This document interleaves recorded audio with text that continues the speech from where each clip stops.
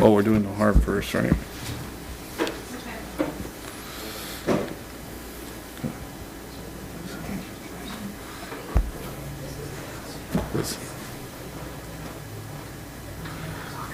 All right.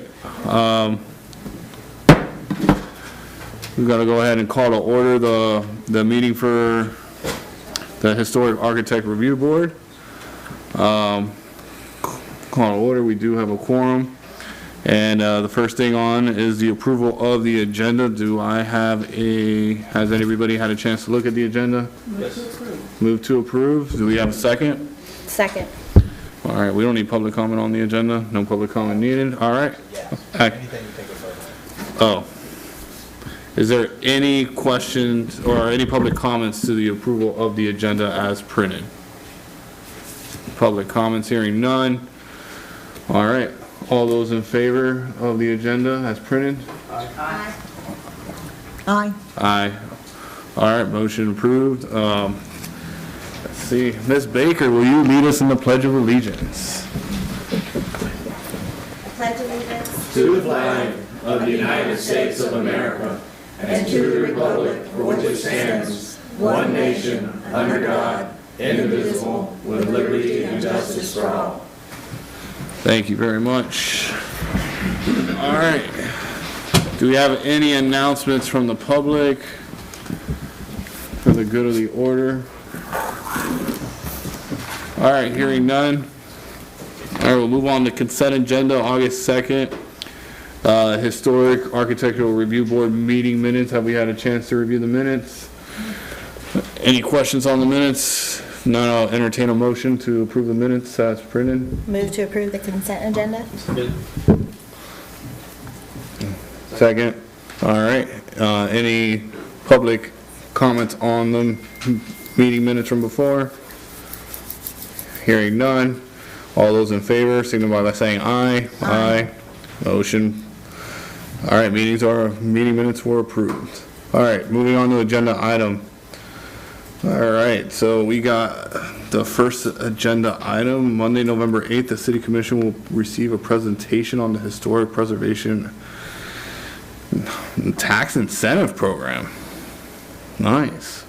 The Community Redevelopment Agency Board will discuss FACAID grant. Both items are of interest to the HARB members and those within the historic district. Do we have a presentation on that? No? We can just keep it. Just alerting you. That's it?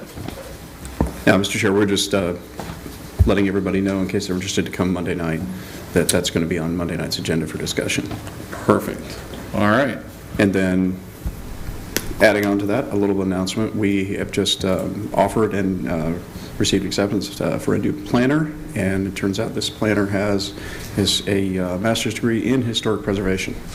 Oh. So, be a nice addition to the So this is an addition to staff, correct? Yes. This is another Wendy. Yes. Okay. Yes, Mr. Chair. Mr. Chair, is this a Newberry High graduate? It might be a Newberry High graduate who came highly recommended by certain people in the community. So, yes, sir. Well, you know that school puts out some. You're not going to tell us who it is? I have to remember her name. I remember her last name. Jackson, that's right. Elena Jackson. Yeah, she starts Monday. So we're very excited. Welcome aboard, Elena Jackson. It'll be great to see her. Awesome. Thank you. All right. Well, with that being said, do we have any topics from members for discussion? Ms. Peggy? None for me. Ms. Baker? Nothing. Mayor? And Hannah says nothing. All right, I have nothing. With that, the historic and the HARB meeting has been adjourned. All right. Good job. Excellent. Now I'm going to listen.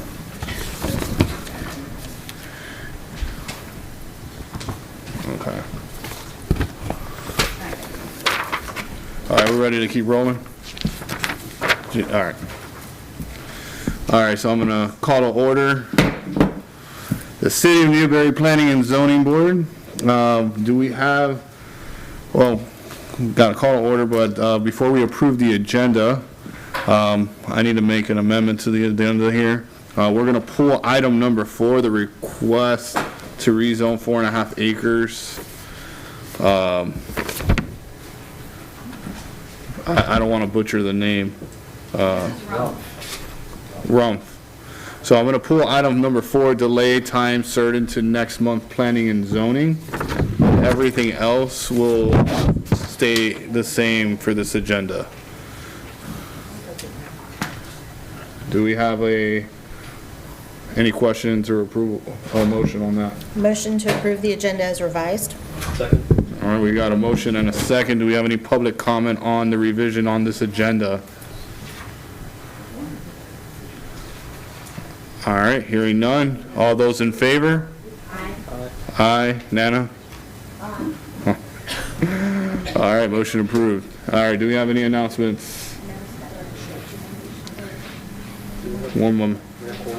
Yeah, so, just as information, we are down one member, Donald, board member Donald Long, was a little bit under the weather, so we hope speedy recovery. We do miss having him, but we do have a quorum. We have 4 voting members present. Any other announcements? None? All right. So we are going to move into consent agenda, I'm sorry, October 4th. Have we had a chance to review the planning and zoning minutes? Yes. Do we have a motion on those meeting minutes? Second. We have a motion and a so moved second. Do we have any public comments on that agenda, on those meeting minutes? Hearing none.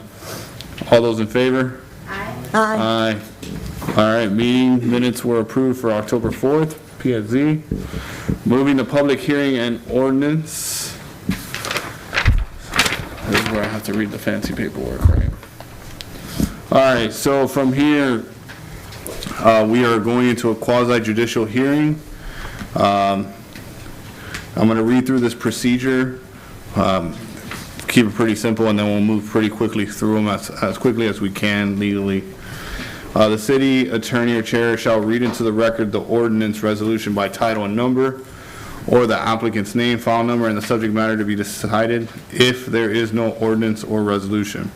The city attorney or chair shall explain the rules concerning the testimony, primarily that the substantial and competent evidence must be met when the board makes a decision, and shall state the following: all public testimony will be taken under oath. Everyone testifying will be subject to cross-examination.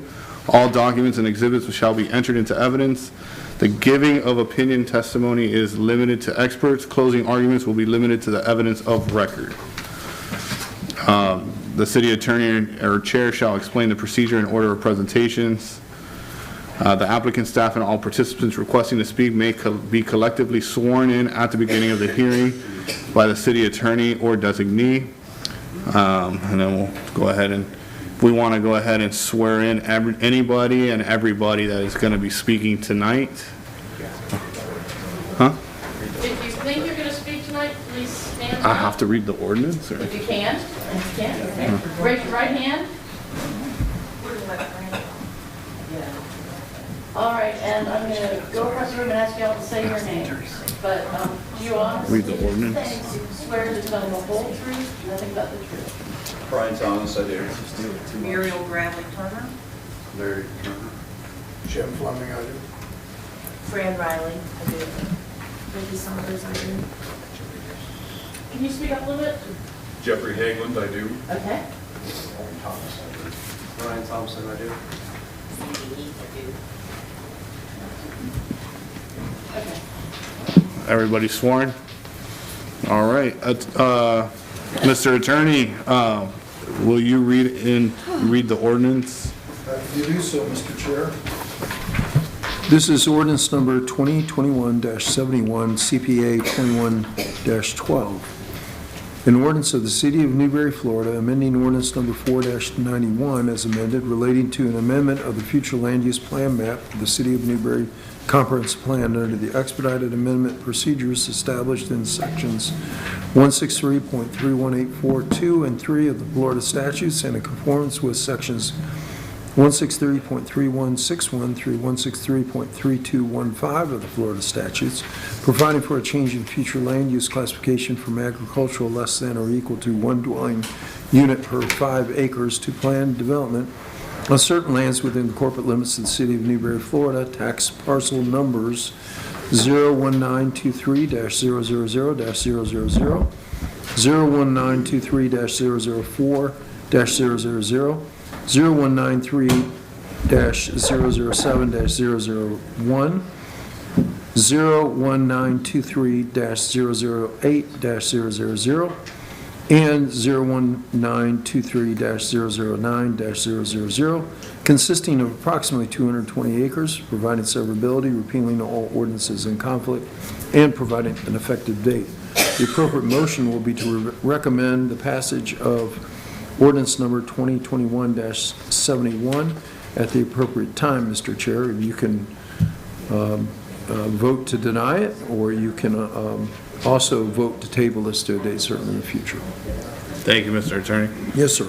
All right, at this moment, I'll ask if there's been any ex parte communications and disclose whether any member has physically inspected the property. Member Baker? I know some of the participants but it will not affect my ability that want to speak, the Graveleys. I drive by the property every day, so going to work. Okay. Member Johnson? Echo Ms. Baker, I know quite a few of the folks in the audience tonight, but I can still render a solid opinion. I don't know them personally, but I've seen them from the last meetings. I had a couple discussions here and there, but that's not going to render my... and I have driven by the property quite a few times to see what's going on. Member Woodcock? I am the same. I know some of the people that are here. Some are lifelong friends. Some I used to babysit. Well, I don't think, I can make a decision if I need to. perfect, thank you. All right, and at this moment, we'll have a staff overview. Thank you, Mr. Chair. As mentioned, this is ordinance 2021-71, which is an application to change the land use on approximately 220 acres. I'm sorry, I was just advised by our mayor that I do have to review just the presentation order one time. This will be the one time only. As long as no one new comes into Right. we'll just go through it the one time. If anyone new comes in, the staff will help us monitor that. So briefly, real quick, how this is going to go, the presentation orders, we'll have a staff overview. The applicant will present their application, no time limit. The staff report and recommendations will be no time limit. If there's any third-party intervener, there will be no time limit on that, but there is none. Public comments will be limited to 3 minutes. There's a nice little red light, green light thingamabobber there for you. Intervener, we don't have any, but they would have limited to 5.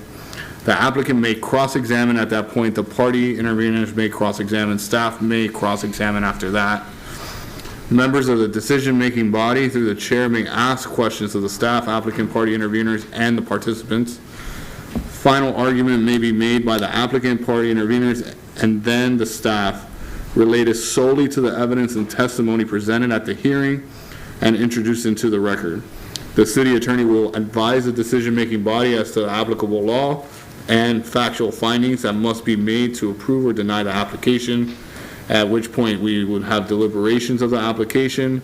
After deliberations, a vote shall be taken to approve with conditions, continue, or deny the application. I'm only going to read that one time. Hopefully. And hopefully. And thank you for your patience and staff overview. Sorry to interrupt you, Brian. Absolutely, Mr. Chair.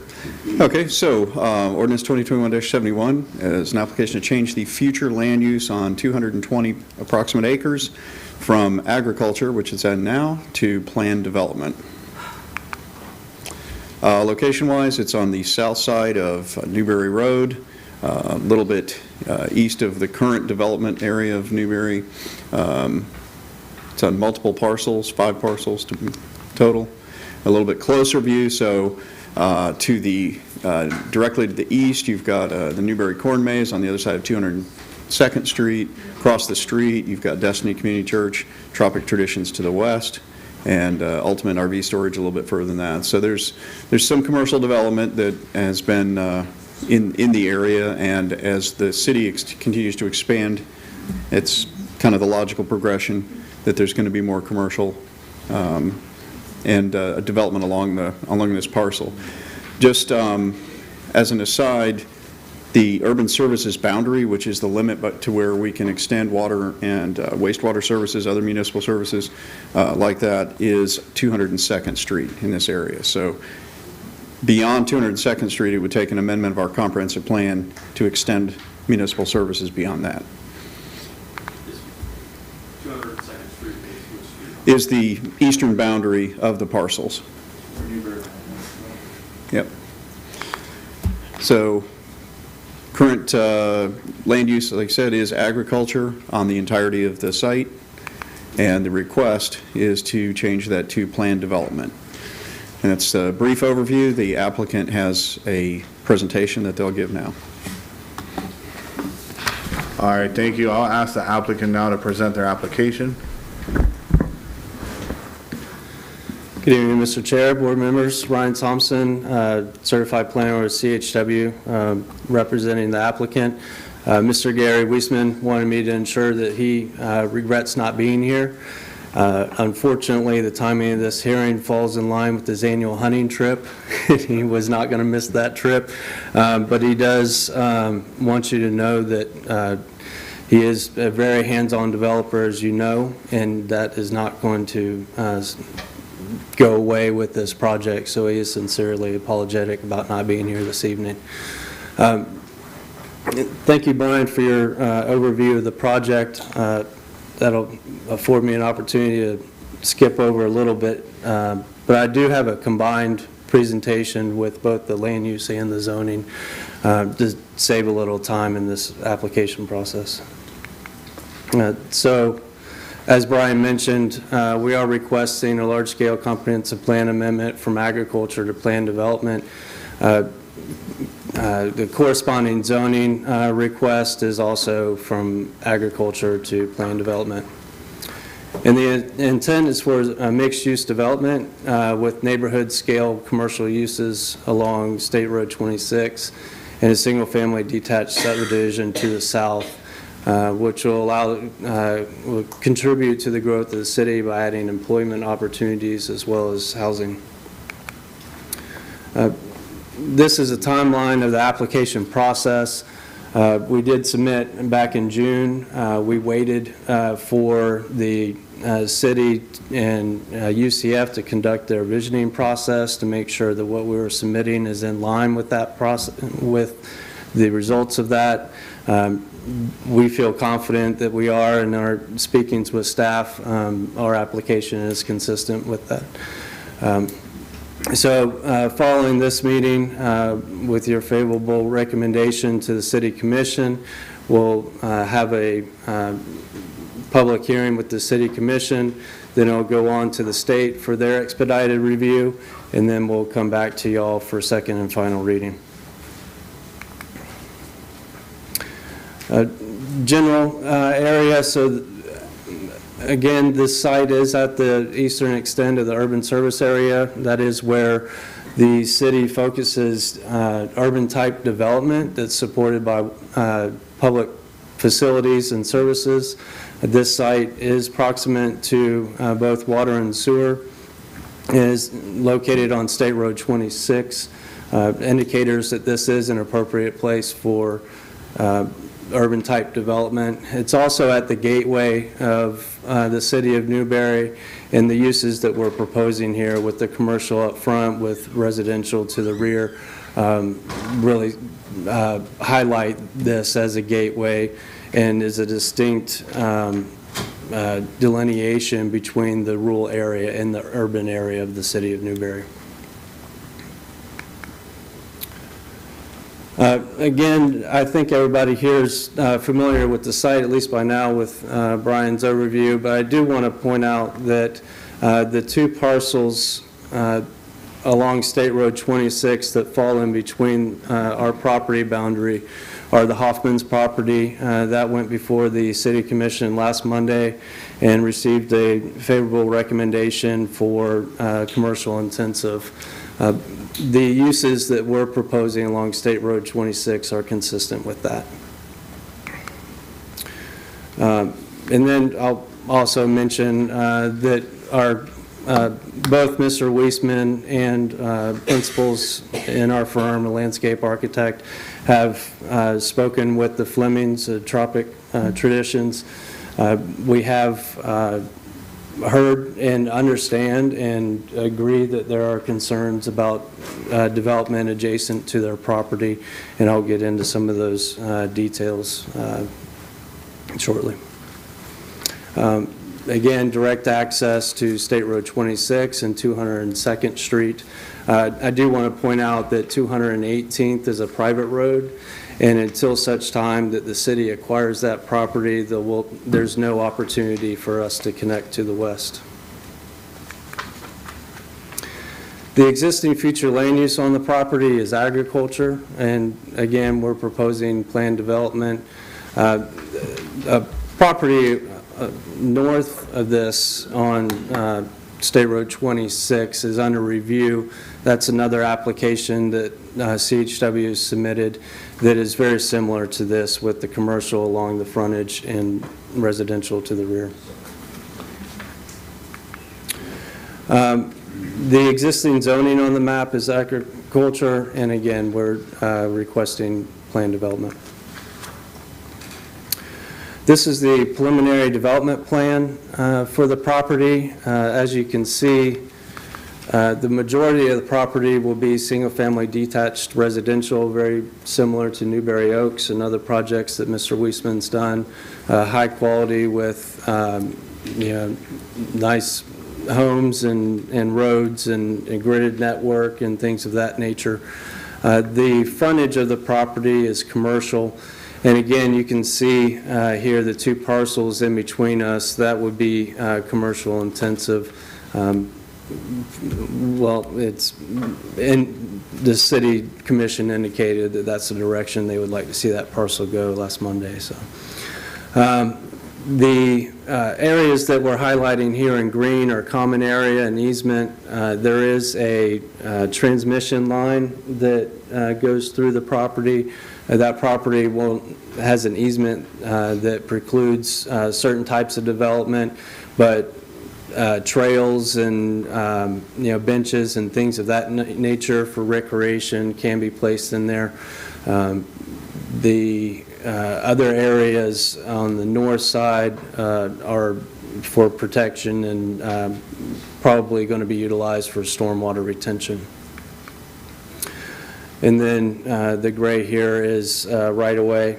These are the main lines within the development. There obviously be additional roads within the development to ensure that we meet the block links and other requirements of the city of Newberry.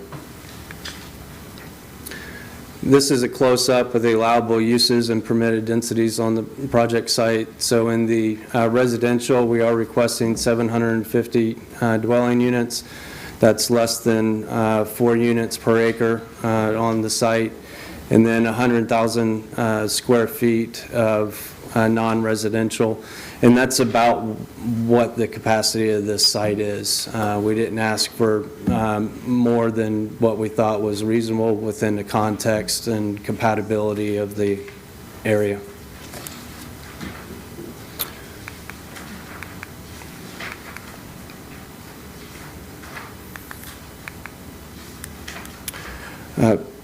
And then just looking at the staff report, staff did recommend approval for ordinance 21-71 as well as 21-72, the next item on your agenda. With that, I'd like to conclude. I'm happy to take any questions that you may have. I know there's several from the public that would like to speak, and I'm happy to answer any of their questions as well. Yeah, we'll definitely, thank you for your presentation. We'll definitely get to those questions shortly. Sure. Just to keep an order of the way it goes. But thank you very much for that presentation. Yes, sir. All right, at this point, we don't have any third-party interveners. We will now go to public comments. Please remember that public comment is limited to 3 minutes. Oh, what? I thought you guys, oh, staff overview, sorry. No public comment at the moment. Give me one, I'm sorry. So the applicant just presented staff report and recommendations. There is no time limit on that. My apologies, Brian. No problem, Mr. Chair, thank you.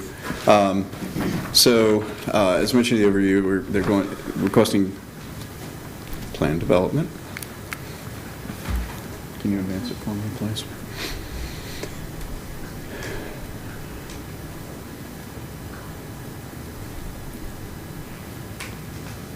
You all right? Just trying to get the slides to advance past the overview.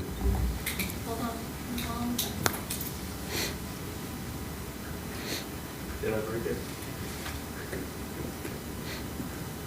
Just, yeah, staff just has a brief presentation after the applicants. Okay, thank you. So where we're at right now, the first step in the process is the changing the future land use map, which is the step we're at right now, reviewed by you. Then it goes to the first commission hearing. After that, because it is a large-scale amendment, it goes to DEO for their state review, state agency review, which will include FDOT, Historic Preservation, DEP, Department of Environmental Protection, et cetera. And once that is done, we've gotten comments back from them. Then after the comments have been addressed, if any, then it comes back to the City Commission for the City Commission's approval on second reading.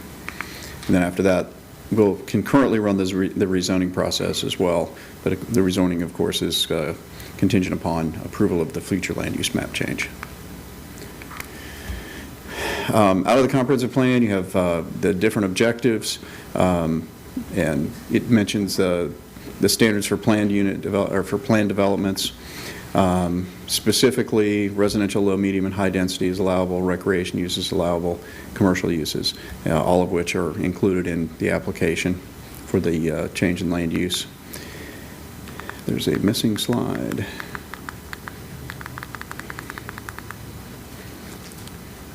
Well, just wanted to point out, in your packet, you can see the preliminary master plan. Preliminary master plan shows connectivity on the western boundary where that little L comes out of the property there. Ryan touched on this, and I wanted to just explain a little bit further. 218th is strictly a privately owned road, and so there is no access to that. The city has no access to it. The applicants here would have no access to it. And the way we usually handle that is there will be an option, an availability of connectivity. We can run a roadway to the edge of that property with a cul-de-sac, and then someday if that road, and this may never happen, but someday if that roadway does become available, it's on a section line, so there's always that possibility that it would become someday a connector road to 15th Avenue and beyond 15th even. In that eventual possibility, you can have the roadway go to there, have a cul-de-sac at the end at the property line, and then if it ever is acquired and becomes extended, then the cul-de-sac portion goes away and it just becomes a roadway that connects to 218th. In the event that it never becomes a publicly owned roadway and public street, then it just remains a cul-de-sac at that point in perpetuity. I just want to make that clear. There's no requirement that 218th become a public road of any kind. It can remain in private hands forever. This just plans for the possibility that it could someday. I just want to make that clear because I know there's some question about 218th, and 218th is a private road, private owned and maintained. And with that, staff's recommendation is for the Planning and Zoning Board to recommend approval to the City Commission. Thank you very much, and forgive me again for skipping you on that one, Brian. All right, there is no third-party intervener. At this moment, we will go ahead and actually, I don't know if no, okay. Sorry, staff had notified me of something, but we will go to public comments. Please keep in mind, public comment is limited to 3 minutes. Is there any public comment on this particular item? If you do have a public comment, please come up to the podium, state your name, and we'll be glad to address that. Okay, my name's James Fleming. I'm the owner of Tropic Traditions Nursery. Twofold. Number one, I think 750 houses is a lot. I think the density's kind of high for this area, because traffic, schools, all that whatnot. The other thing is that I'm going to say is, development of the area is inevitable. It's going to happen. But I come from South Florida. Part of the reason I'm up here is because of the high density, and we had a lot of complaints with subdivisions getting put next to our nurseries in Homestead, Florida. And so I would like to see smart development. The drawing that Ryan had that had the little strip of the green area, I would kind of like to see a green area around the nursery, and then the houses, and I don't know if that has to be a deed restriction in the neighborhood or an HOA thing or something, but there needs to be some kind of a buffer between the nursery and the houses, because if you just go up slamming houses right in the back of a nursery, there's going to be complaints. People complain about tractor noise, spray, smoke. Somebody complained to us today about smoke. Because we have to burn some of our leaves. We get all the permitting through the forestry department. We have all the permits through DEP and stuff to spray our plants. We do everything according to the law. That doesn't stop people from complaining. I did meet with Mr. Wiesman. I applaud him on that, coming to meet with me. I have met with CHW staff. I know several of the architects out there. I'd just like to see smart development. Like, you see that green strip there? If there was some kind of strip around the nursery, a separation buffer, if you will, I think it would mitigate some of the complaints that we might potentially have about putting all these houses around an agricultural endeavor. Because, we do have a right to farm, and I know your plan for Newberry, which I applaud you guys on, is to have that ag park catty corner to where our nursery is, which I think is great for the community. But I'd just like to see smart development, and I want to make sure there's some sort of a buffer put between the nursery and the houses, because if you just go jamming the houses right up next to the nursery, there's definitely going to be complaints. I can pretty much guarantee you that, because I've seen this show before.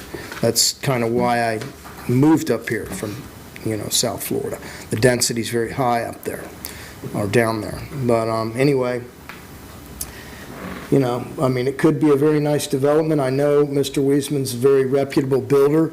He did come and meet with me. Like I said, I was very happy that he did. But I think there needs to be a buffer around that. And I would be happy to go meet with CHW staff or whatever to, work something out, or at least give them my opinion of what I think it should be. Obviously, it's not my property. It's Mr. Wiesman's, and it's your decision as a board how this is going to move forward. I just want to see smart development. Okay? I appreciate it. Thank you very much. Yes, sir.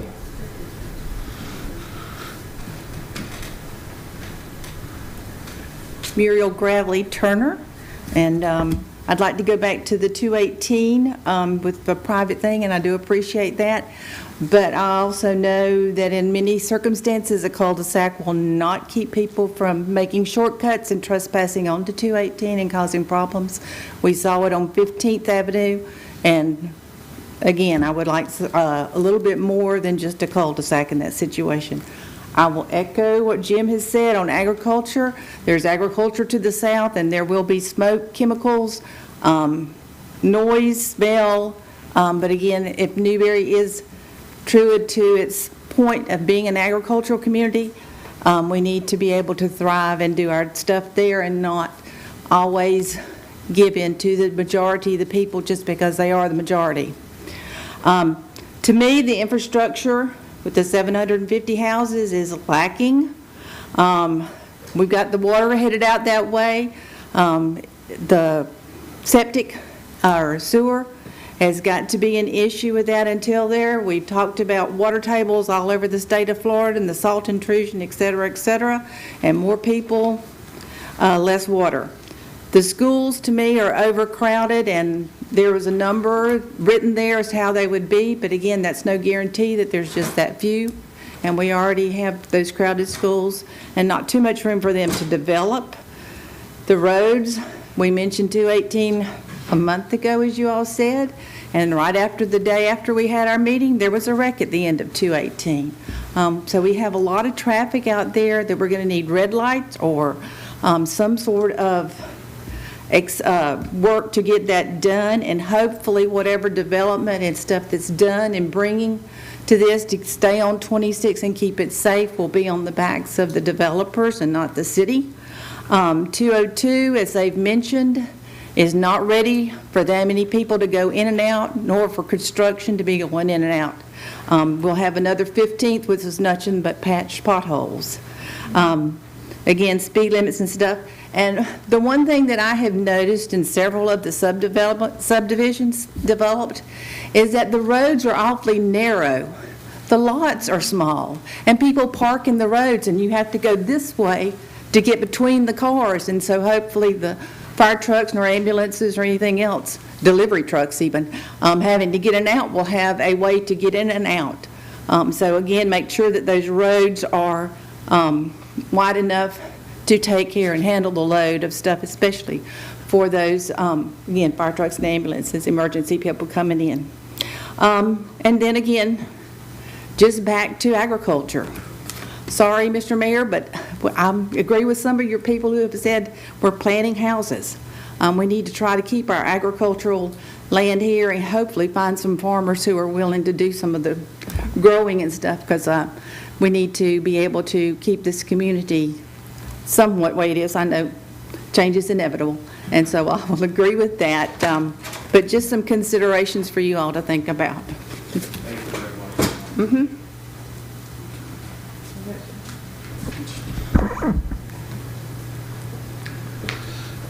I'm Larry Turner. Like she says, 202 is just not capable of handling the traffic that they're talking about going in and out of that road. And that's a city-maintained road, so that'll be up to the city, Mr. Bear, and that's going to cost dollars.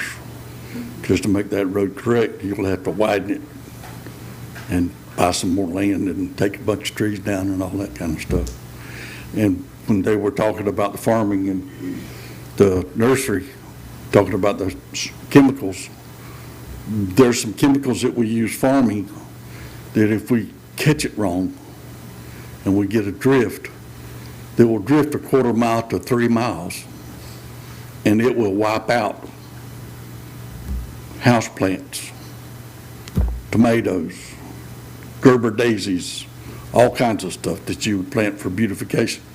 And we need to be sure, the farmers try their best, but if you're out there on a tractor spraying a herbicide and a gust of wind comes that you can't foresee, a drift can happen.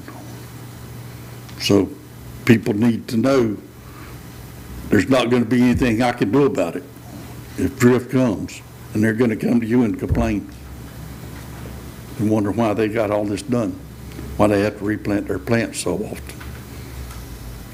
Mr. Fleming had introduced a new chemical at his nursery the other day, and accidentally one of his employees got contact with it and had to be taken to the hospital. Stuff happens, so we need to be careful. If you're going to insist on doing this, 750 houses on the back part of that piece of property is way too many houses for that much land. If you figure in the roads that's got to be there, and that power line, that cannot put anything permanent underneath that power line, it's just way too many houses, way too many.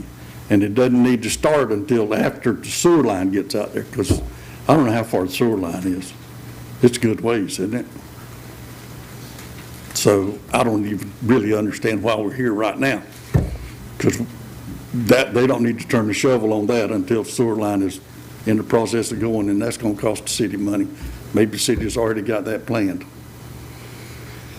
And 202 is probably going to wind up needing a red light, because you got all the rock trucks coming down, and then if you put all that traffic, we're going to have a problem. Thank you very much. I appreciate your comment. Do we have any other public comment on this particular? Nobody else is getting up. Thank you, Board, for your service. It is an honor to be here tonight. Thank you. Brian, thank you for your recommendation, even though I disagree with it. I want to thank you for your work because this isn't easy to make these decisions. And it's, my name is Jeffrey Hageland. Thank you. I live on 202 with my family.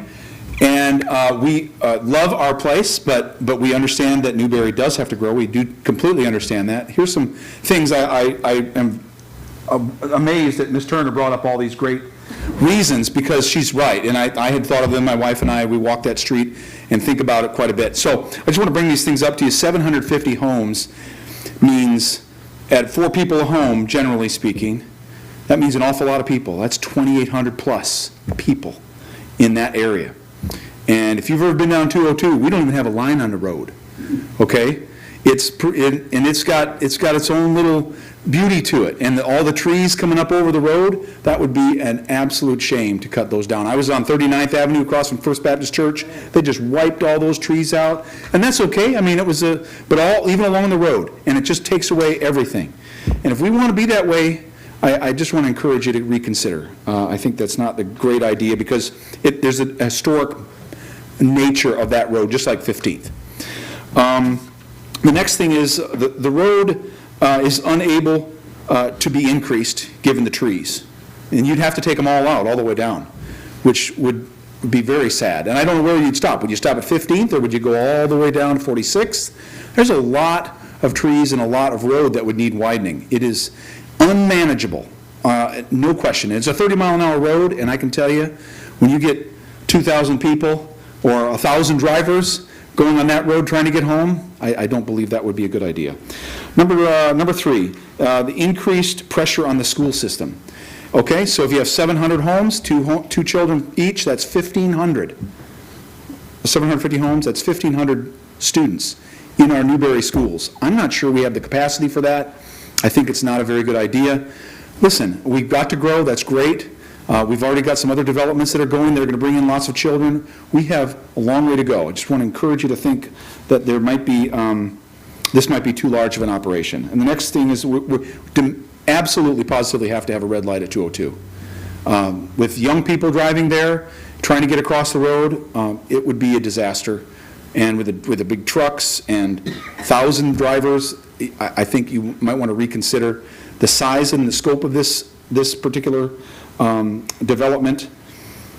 And I like the ideas of having trails. I like the ideas of having some green spaces. But folks, we need to have a lot fewer people in that space. So I'd like to yield my time back to the board. Thank you very much. Appreciate your time, and thank you for all your comments. Do we have any other public comments? Going once, going twice, all right. So with that being said, thank you for those that made comments. We don't have an intervener. The applicant, this is your time. If you want to cross-examine, you may do so at this time. If not, you can just nod and we can get moving. Oh. I just wanted to ask you, what is an intervener? Mr. Mayor, I'll defer to the mayor on that. Third-party intervener is if a whole area wants to identify one person to speak for them, then they can yield all their collective 3 minutes, and they can put that person as the person who speaks in their favor. So if you guys wanted to all come together and say, okay, we want to collectively stand against this development, and we would perhaps want to hire a land development attorney, we want to declare third-party intervener status, and then you would be treated equally with the city and the applicant in terms of time, presentations, those kinds of things. Thank you, Mr. Mayor. All right, to the applicant. Mr. Chair, I don't know that I want to cross-examine anybody. I don't think that's an appropriate term, but I would like to respond to a couple of the comments that are made, if this is the appropriate time. Yes. Okay, thank you. Speaking to Mr. Fleming, I understand that you've had some conversations with our staff and Direct your comments to the chair, though, if you would. Mr. Weisman, as spoken with them as well. I know that Mr. Weisman is, interested in doing what he can to help with the buffering and providing some separation. What we can offer is a disclosure and HOA agreement that has to be signed as the property is transferred, that title is transferred, along the properties that are adjacent to Mr. Fleming. Also, we're willing to do larger lots, a 20-foot larger lot with a 20-foot deeper setback, so that those homes can't be just bigger homes on a larger lot. So ensuring that those homes are set further away. One of the things that we've run into that's been an issue on several projects, not in the city of Newberry, but just common planning practices that we try to avoid, is having a buffer that becomes a no man's land between two properties. If we were to do a 20-foot buffer versus the approach that I just described, you would have a fence along Mr. Fleming's property. Then you would have homeowners that would put a fence, presumably, along the back of their property. And then you got a 20-foot area that nobody really has access to. Unfortunately, we've heard stories of people throwing, trees or junk or whatever over the back of their fence, and and it's hard for maintenance crews to get back there. They don't know that area needs to be maintained. I know in our HOA we've gone through probably 3 different lawn companies in the 3 years that we've lived there, and getting that information transferred every time is a challenge. It also provides a place for people to hide. In more urbanized areas, you get homeless that set up there. I don't think that's, and I'm not trying to exaggerate this whatsoever, so please don't take it that way. But it does provide an opportunity for somebody to slip back there, and you don't know what they're doing, you don't know what they're up to. So we'd rather that property go into somebody's private property that's going to have that property and own it and manage it themselves. So that's why we're offering that deeper lot with the deeper setback to provide that same amount of space, but avoid that opportunity for the undesirable side effects that I described. So with the comments about the infrastructure and the water and sewer and roads, schools, we know that very well. We know that we need to ensure that there's concurrency before any development can occur. We've been watching and assisting as a professional engineering firm to the greatest of our extent to assist the city with providing that infrastructure that's required for the development that they want to see. The sewer is at 218th. The lift station to the north is in the works, and water is across State Road 26. And it's been designed to support development on this property as well as property to the north. The schools, we understand that district-wide there is capacity, and that's something that's got to be worked out. I do want to, emphasize, and I failed to mention it in my presentation, but the development of this property will not occur overnight. It will be over a 20-year period, more than likely. It's 750 homes, and it's probably going to be about 50 homes a year. It's not going to be a development that's just going to pop up. It'll be over time. So we're looking at a 20-year, horizon there. A lot happens in 20 years. So with that, I conclude, Mr. Chair. And if you have any questions, please let me know. Thank you very much. You do 50 a year. Well, Hang on a second, we have a procedure we got to follow, so there'll be another opportunity at the very end of the procedure when there's a motion on the floor for more comment. Yeah, once we create a motion, public comment can come back up. All right, so with that being said, there is no third-party intervener to cross-examine staff. Do you have any cross-examination? Thank you, Mr. Chair. Just took a few notes. Hopefully we can clear a few things up.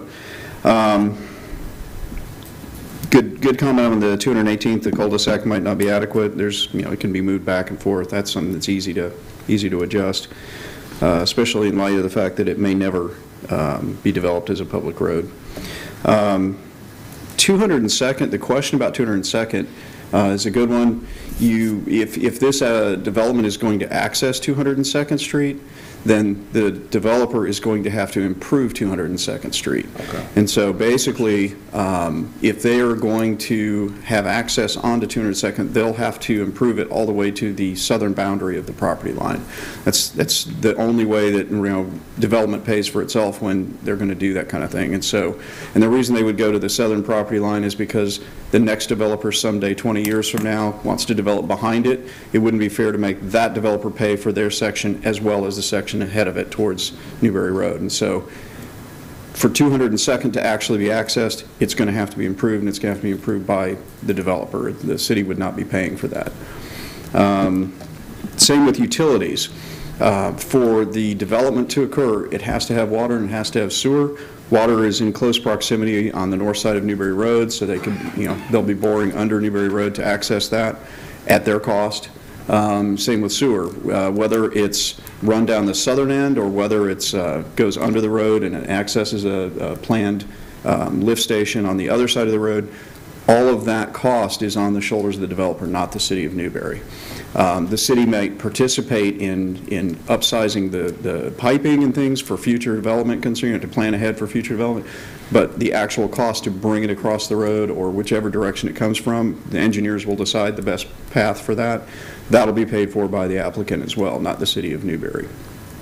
I just want to make sure everybody understands that. The nursery and need for the buffer, that can be handled a number of different ways, similar to the mining activity on the north side of the road up there. The previous neighborhood that this developer actually was part of, was a developer of, they had a disclosure statement in their closing documents that the people, when they bought the house, had to sign saying that they acknowledged that there was active mining with the occasional blast associated with that. A similar type of document could be placed with the homes that back up to the nursery. So that anybody who buys it, and it could be recorded such that every time there's a closing, so that it follows the property, it would be in the disclosure documents at closing time. And so that could be addressed that way. There's other options as well. And then as far as the number of people in the homes, I heard a number of 4 people per home. Some houses do have 4 people per home, but I will say that the Bureau of Economic and Business Research with the University of Florida that does all of our population estimates tells us that the actual average in Newberry is about 2.54 persons per home. And so the expectation is that you'd have closer to 1,900 people, not necessarily 2,800 to 3,000 people. And then schools. The school board tells us that there is a multiplier for new homes. For each new residential unit, there's a multiplier. And so for elementary school, it's the highest multiplier. 750 units is an equivalent, by the school board's number, of 105 students. And so if you figure that 750 units develops over a 20-year period, you're only adding 105 elementary students over a 20-year period. That gives the school board the time to add capacity, which is already in the works. They know that there's a lot of growth out here, and they're in the planning stages for that.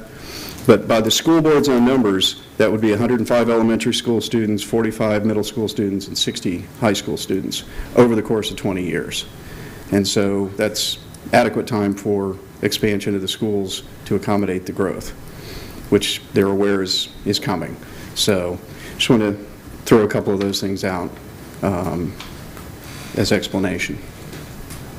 Mr. Chair. Go ahead, Mr. Mayor. Before we move to questions through the decision maker body, I just want to remind everybody, and I'm getting some feedback. Are you on, Ms. Lynn?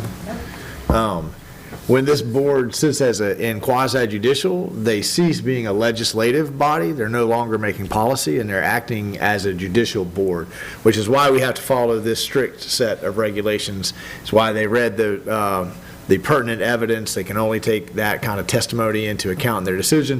And it's why we have to stick to this structure that we're following right now. So sometimes if for us up here, it kind of becomes old hand, and we forget to do a really good job of explaining that to folks who are coming in to talk about one issue. But that's why this is a little bit, if this was policy, we could just sort of talk in terms of philosophical differences and those kind of things. But when it comes to sitting as a judge, we have to listen to evidence, expert testimony, those kinds of things. And we have to follow this procedure exactly as we go. So I just want to make sure that was clear. Not already had that, and if you did, great. But just in case anyone was a little bit confused of why we were seeming to be so formal, I wanted to just circle back and go over that. Mr. Chair, go right ahead. Thank you, Mr. Mayor. With that, we have staff, we had staff cross-examine. Now I ask members of the decision-making body, we can ask questions through the chair to staff, the applicant, and participants. Are we gonna flip a coin on who wants to go first, or? You got Linda down there. You got Nana that wants to go. I just have a couple of remarks. I don't even know if this is like what you're talking about. Sometimes I don't know what they're talking about. You have deliberations. Right. Can I ask questions? Okay, ask away. All right. Okay, I like, Mr. Thomas, your idea of the buffer changes. That sounded like we're on top of that, so thank you for that. The crowding of homes in any developments that I'm seeing, and I live all over here, drive everywhere. Sometimes I try to go to the middle school. Don't go in the morning and don't go in the afternoon, unless you're willing to walk or ride your horse. So as we talk about this many more homes, whether it's 400 or 500 or 700, we're still developing, and we're getting more and more and more homes. My concern, again, and I've said this numerous times, I'm the only one that says this. Where is industry? Where are our laundromats? Where, maybe these people don't need laundromats. They have washers and dryers. I don't know. But where are our kids going to work? I don't see anything for that. One developer, I think it was Stephen Davis, came a long time ago, and he had a whole laid out thing for technical programs and working with the school, with the kids, for things that he could do as he develops out there by the ballpark. I've not heard from any developers other than that they're interested in anything other than putting up a home. I don't know where your planner is, person. I don't know what your commercial, when you say commercial, I don't know what that means. I don't. I also want to make a comment, serious comment to all of us, to you, Mr. Mayor. Please be aware that at none of these meetings is anyone from the school board here. They communicate, I assume, through you or through Brian. But they're not here. I don't see them at the schools. I don't see them in our community. So I can't fix that. I don't know what to do about it, but I do want to just make a public comment that the school board members are not involved in this situation at this point in person. Not saying they're not involved. I'm saying they're not in person. So commercial, are we talking a popcorn factory? Are we talking food? Are we going to get a Popeye's fried chicken? What are we talking of when we're talking commercial? Are we going to get somebody that makes pots that Guy and them can buy from them to sell plants out of? What kind of commercial are we talking? One last thing, I promise.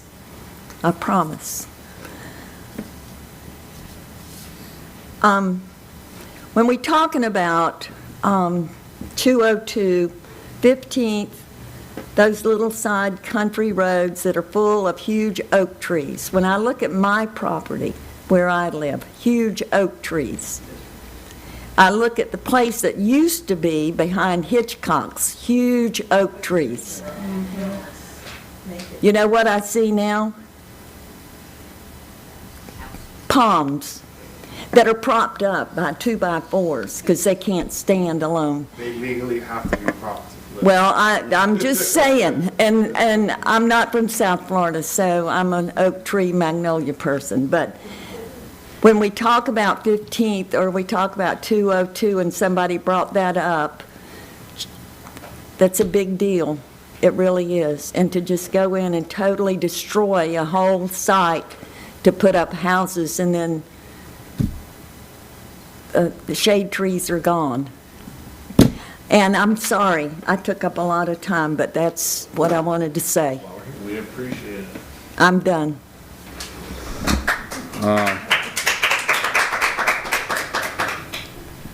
Did you want to just real quick answer the whole commercial, if it's light industrial, are they putting a commercial warehouse factory out there? What's the story on that? Sure.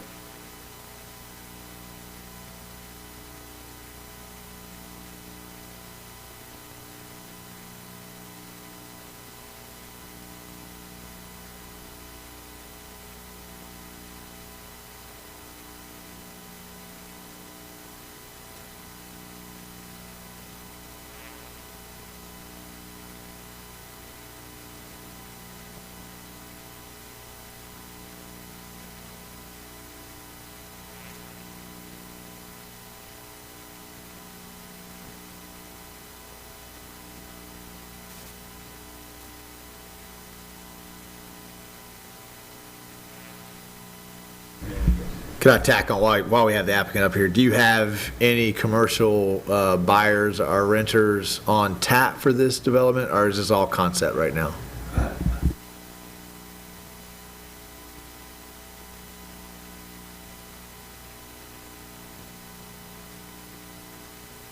All right, thank you. You don't want to go first, Jessica, or second? Okay, Gavin. All right, so I want to first say that I empathize with everyone that spoke tonight, and my family's been here for a long time, and I've had to face decisions on the board that have affected property next to where I grew up. So it's important to me to make a recommendation to the commission, hearing all sides, and so I appreciate you guys showing up and giving those opinions. A couple questions for the planner from CHW. On the commercial layout, on the, what would be the east side of the property at 202, I think it's green space, it's on the hard corner. Is there magic to that? Is it just because of the elevation of the property that's the only place you can put that, or is there the possibility of allowing that to be commercial so that that portion contiguously becomes a bigger commercial part of the property? We need you to answer because there are folks watching at home.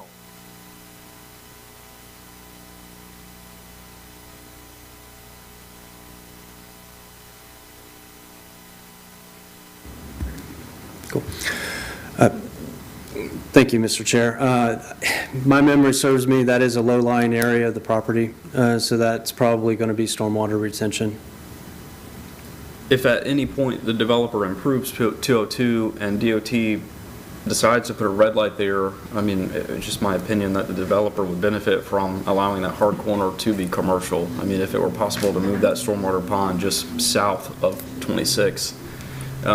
Is the developer working with or in contact with the Hoffmans, which are the white properties there in the middle that are also commercial? There again, I don't know that. I'll Okay. certainly ask that question. Okay. That's all I have for you, and I do have a question for Brian with the city. If you could just explain to me and to the folks in the audience what the process is like if 218 were to become a public road.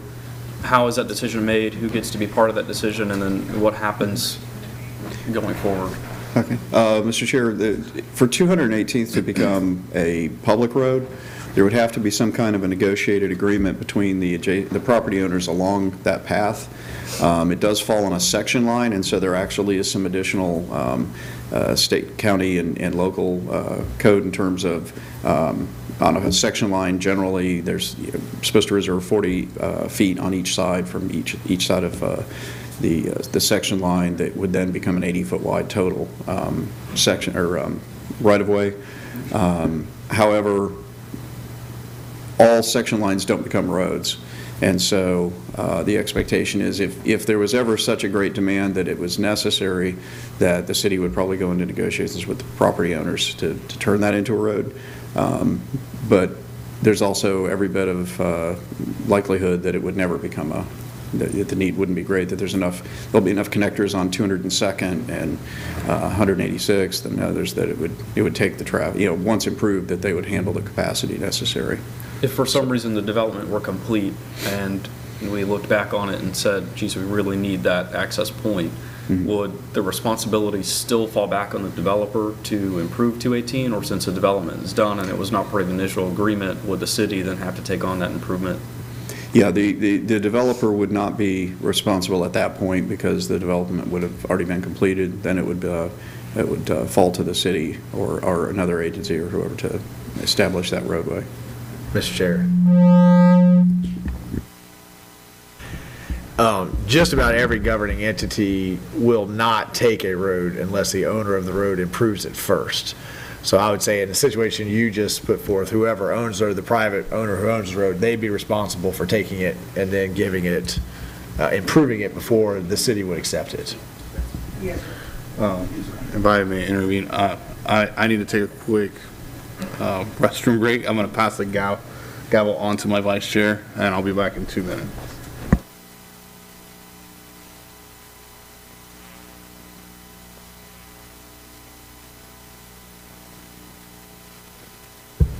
So I have some questions and concerns.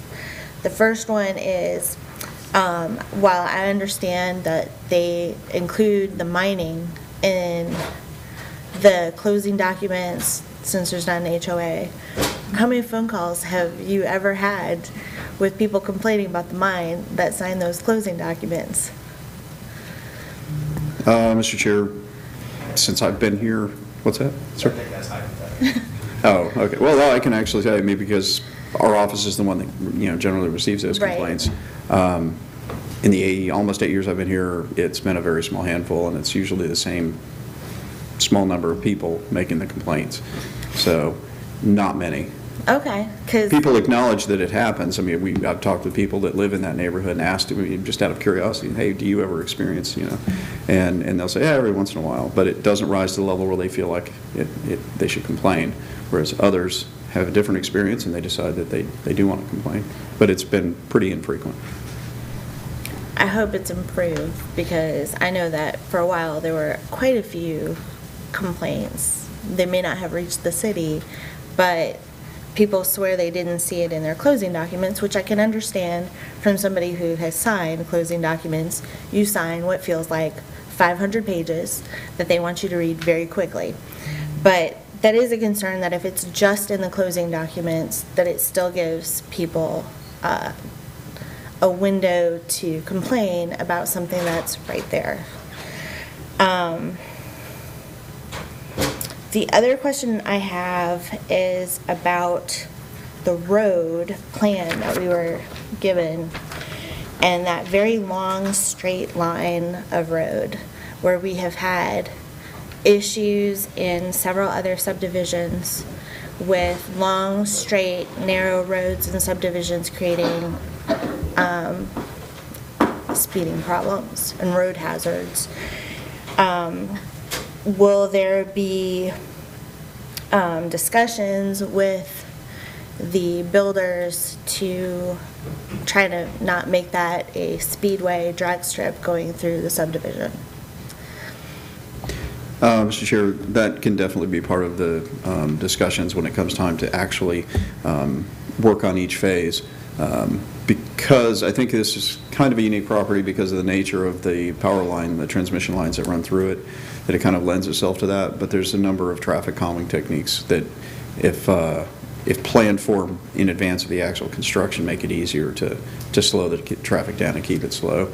Once it's constructed, if it was just a long, straight, narrow, or a long, straight right-of-way, you're absolutely right, it would lend itself to higher rates of speed. But if you factor in those traffic calming elements from the start, it's much less of an issue. I'm also going to add in concerns for the schools, because I have at every other development we've looked at recently. We did have a school board member come probably to a meeting a year ago, it was earlier this year.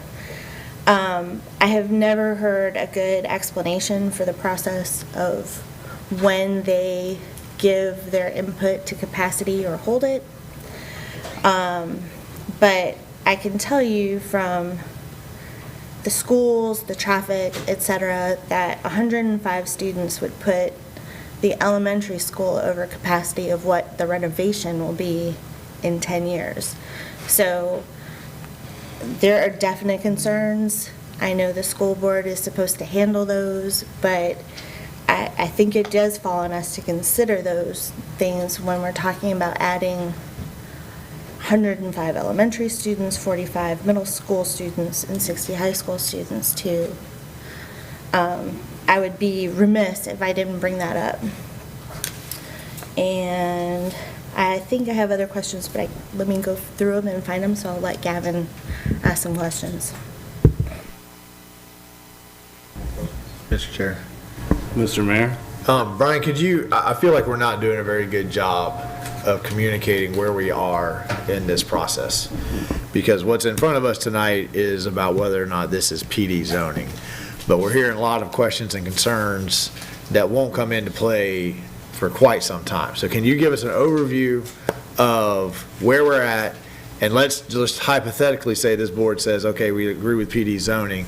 What would be the next steps that the applicant would have to go through before we were to questions such as where roads will go? What are there going to be buffers? Are there going to be boundaries? Those kinds of things. Okay. Mr. Chair, to the mayor's point, right now we're talking about future land use and zoning, which would allow the process to go forward. Once, presuming those are complete and the commission approves the PD land use and zoning, then the next step is on a phase-by-phase basis in the residential sections. Then they would come in with a set number of units that they would develop on each phase. That's where you get your actual roadway design. That's where you start to actually reserve capacity. You get your landscaping design. Each of those are done. In a plan development, each phase is considered a final development plan. And so over time, you get the entirety, but it's done on a phase-by-phase basis, and each phase has to be constructed so that if the development doesn't go any further forward, that phase and every successive phase before it, or excuse me, every phase before it would not be harmed by the lack of completion of any successive phases. And so each one is considered its own, that's why each one's considered its own final development plan within each phase, because it stands alone. But that is where all of the individual details come out and specific development agreements are made for that particular phase. And so if at each phase, when it comes in for review, we don't have water capacity, or we don't have wastewater capacity, or if we don't have school capacity, at some point the school board conceivably could say, we don't have capacity right now, we're not going to have it within 3 years, which is part of their criteria for planning, and we don't anticipate we're going to have it for 10 years, they could come back and say that we don't have capacity, and therefore you would have essentially what would be the equivalent of a moratorium.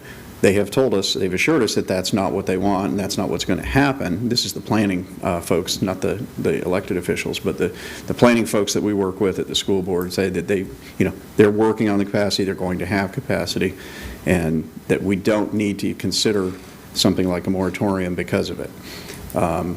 The other reality too, and I think the mayor has pointed this out, if you only look at the capacity you have right now and you say we can't go any farther forward, then they will never expand capacity because the need won't be great enough, and they'll accommodate where we're at. If as the growth occurs, which we know is happening and is going to continue to happen, that puts the pressure on the school board planning, facilities planning folks, and then they come up with their plans to continue expansion as necessary. It is a bit of a messy process, and it is a long-term process, but it is in the works. And they know that, the west side of Alachua County has got a lot of growth going on, and that's what they're working on trying to handle right now. But though that's where the details that we're kind of talking about now are actually handled, is when you get to the next, each of the phasing plans. And so that's where you get kind of the rubber hits the road and you start getting all those specific details worked out. And Brian, my follow-up question to that would be, in terms of residential commercial planning, where does a PD sit, plan development sit, in terms of the city and the residents' ability to have these kinds of meetings and influence how that plan development actually gets planned, as opposed to just straight residential or something like that? Mr. Mayor, the idea behind the plan development is it's going to be more flexible than straight zoning, and so this is the start of that process. But then again, on each individual basis, you'll have, for residential, you'll have your phasing plans. For the commercial, you'll have site development plans, which is the point at which then the debate starts on the layout, the aesthetics, the intensities on that particular piece that they're citing, and so there's multiple opportunities throughout the 20-year process each time a new phasing plan or a new site and development plan for commercial comes in. And finally, Brian, the commission has expressed, especially after we finished the visiting session, a lot of interest in doing a zoning overlay district on the 26 corridor.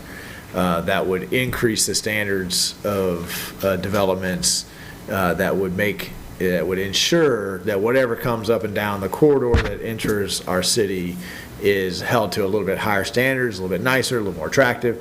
Where are we in that process?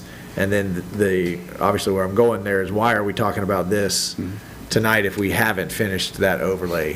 Yes, Mr. Chair.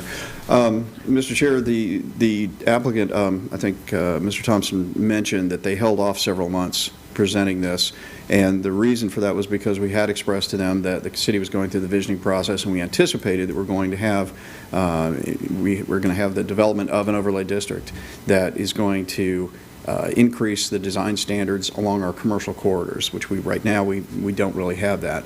And so the developer voluntarily agreed to hold back on that until we got a little bit further down the path. But there are limits to how far they could wait. And so what we've done is, for people who need to move sooner rather than later, we've taken the essential elements of those discussions in the visioning process that we anticipate are ultimately going to end up in the final documents, and we've added it as conditions in the draft ordinance for the development order, the enabling ordinance for the development of the property. And so things like your green space facing the roadway, and I'm trying to remember some of the specific elements of it, but those were incorporated into the conditions in your draft ordinance at the end under conditions, and so that they would not it would not develop under the current allowable design standards and such, that they would have that higher level of design included in the development order.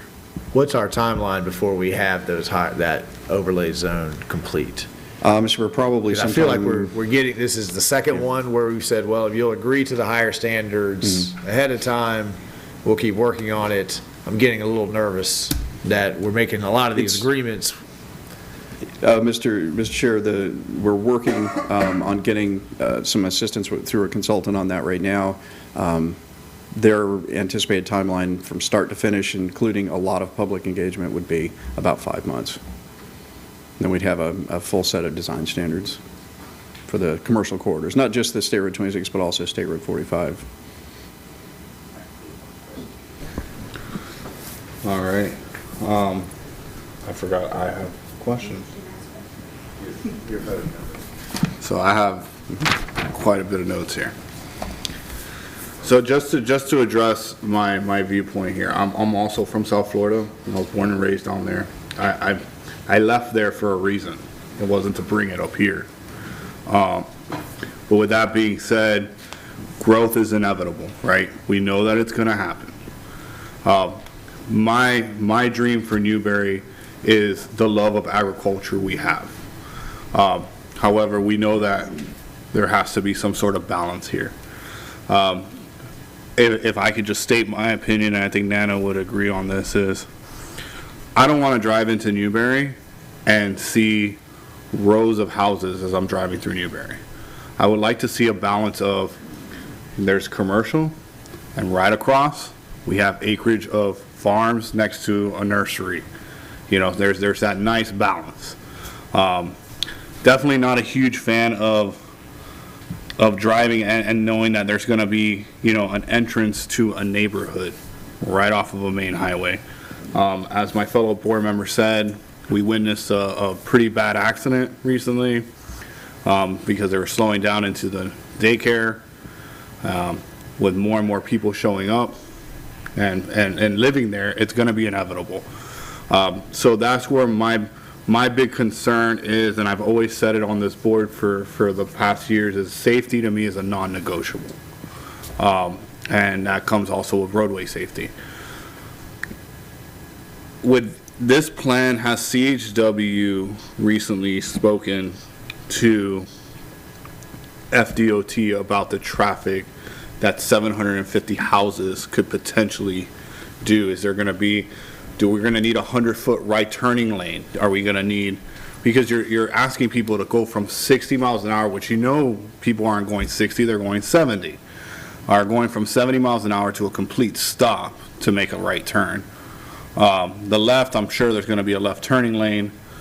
My concern is from what I'm seeing is there's going to be entrances that are not on 202 or 218. There's going to be two entrances onto Newberry Road.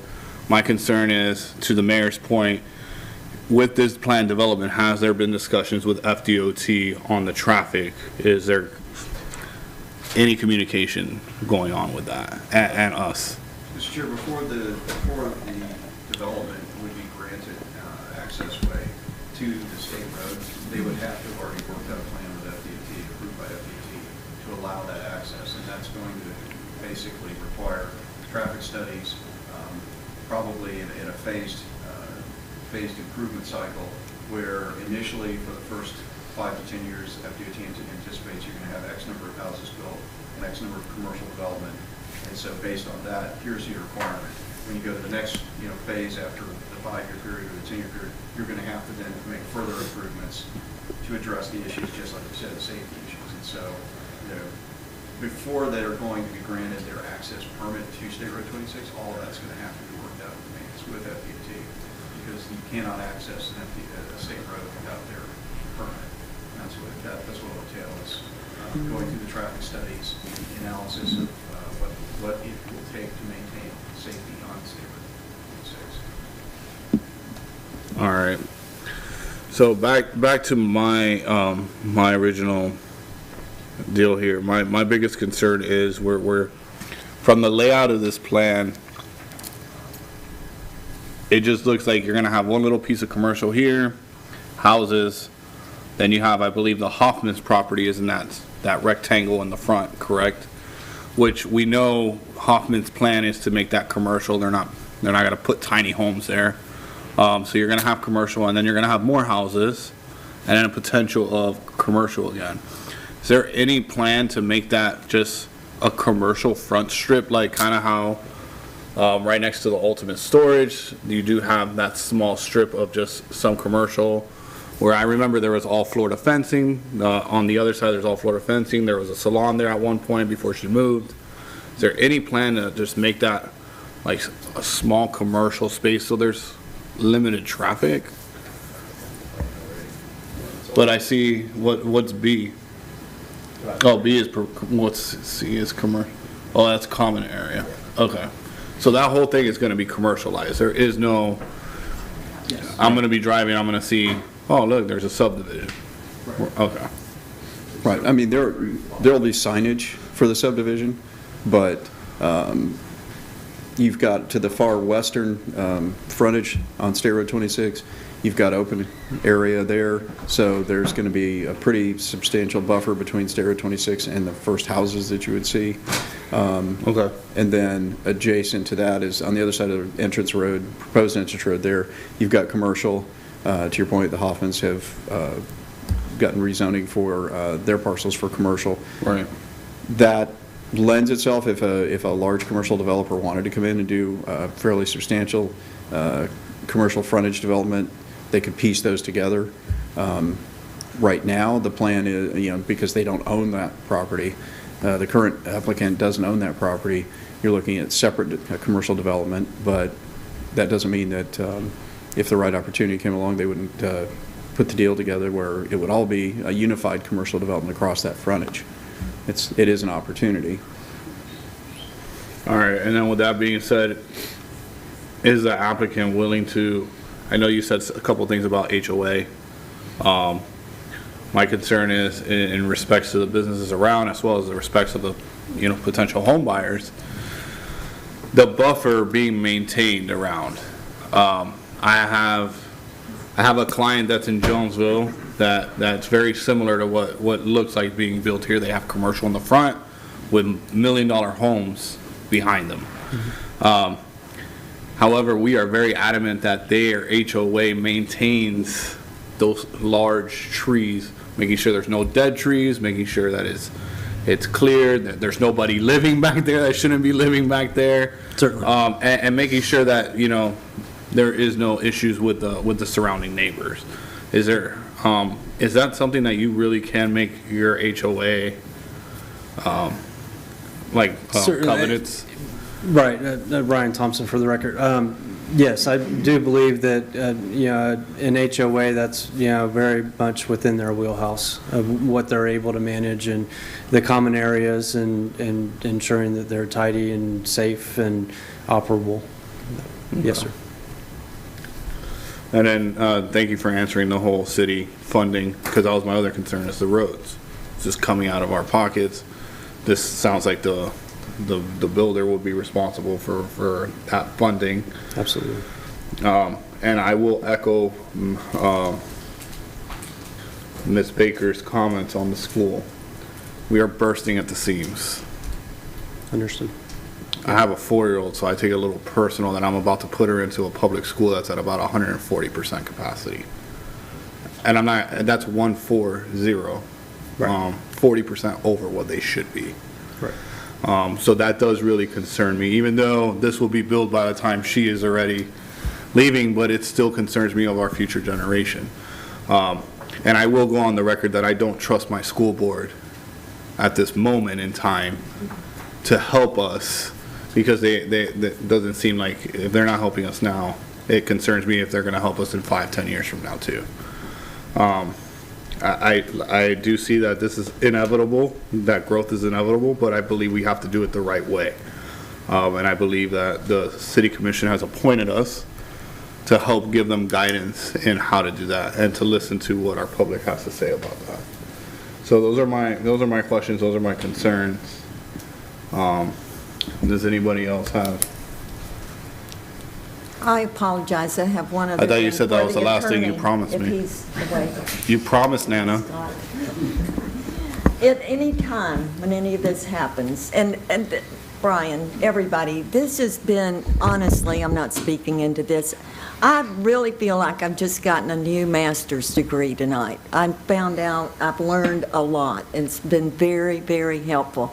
My question for you is, at any point, it's not relevant to what we're listening to tonight, but is there any point when we, as a board, or the commission, as we pass the information to the commission, you have 100 acres of land and you want to put 100 houses on it, can we at some point make a recommendation that you can only put 50, or you can put 200?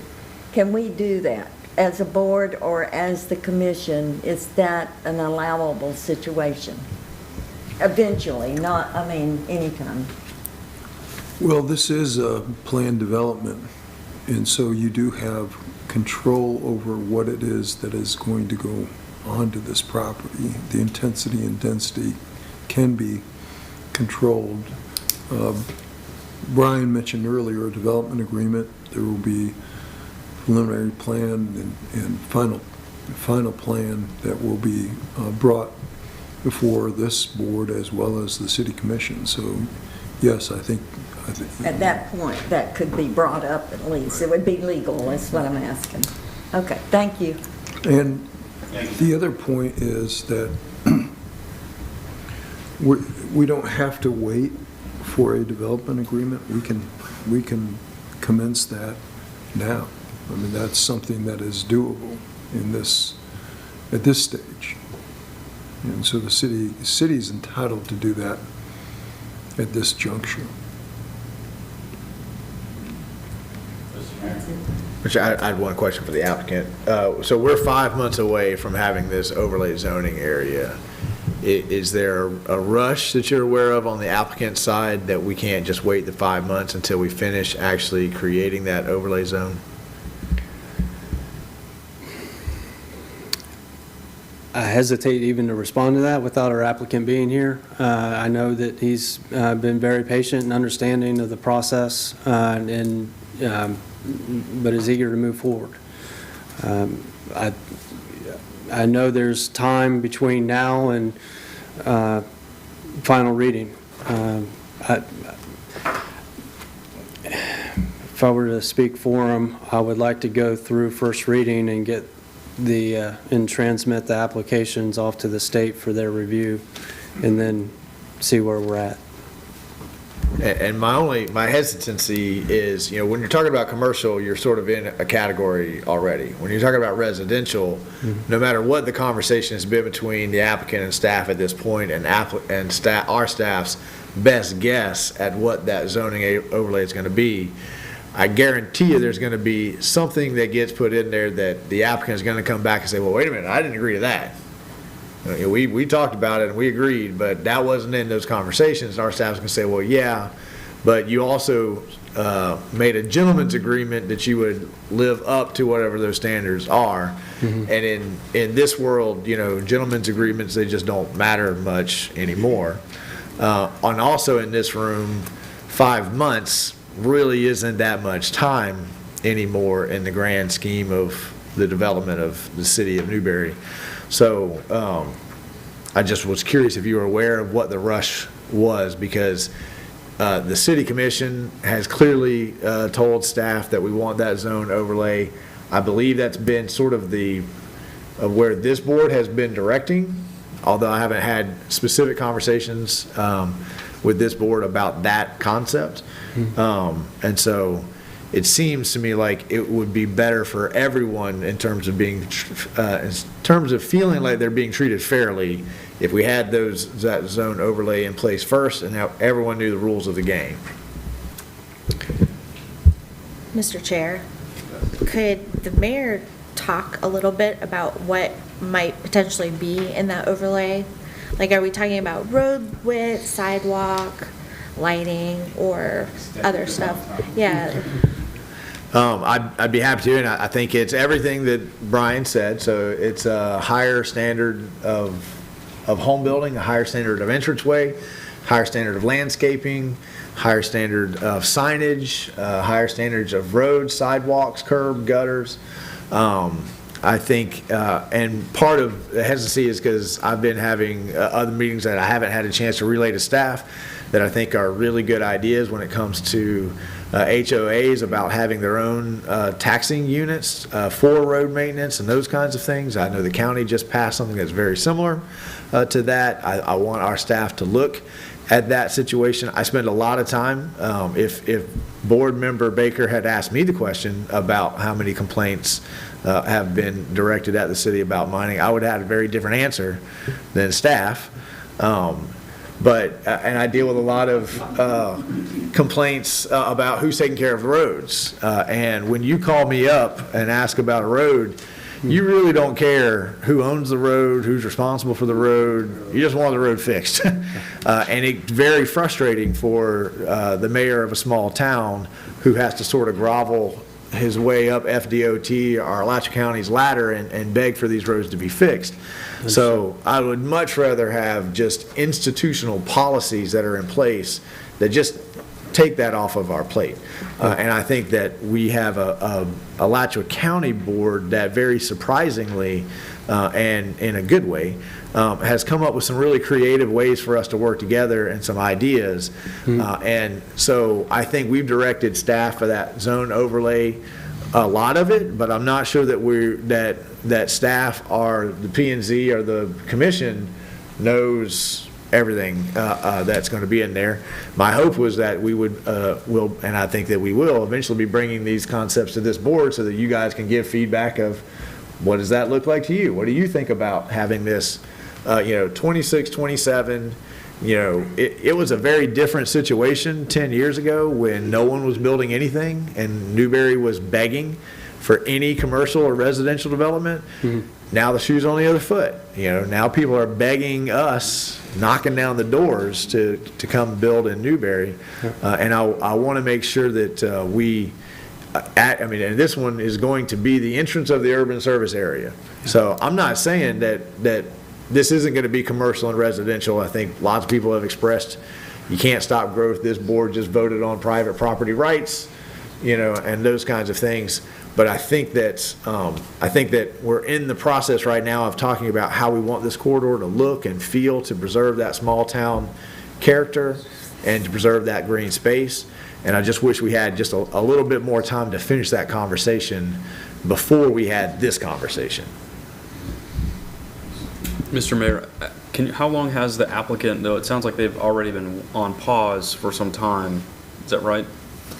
Waiting on us, or?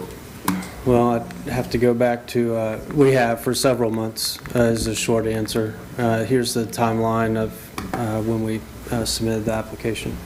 We asked everybody that came before us before we were embarking on the visioning to just let us get through the visioning so we can see what people said. Now we've heard from the public, we know what they've said, and we're trying to take what they've said and put it into policy. So, did we give those folks a deadline of when we would have the policy? No, we said it's a visioning process that we estimated would take about 6 to 8 months, and then we said depends on, could be that everybody said we think you're going just right, keep going.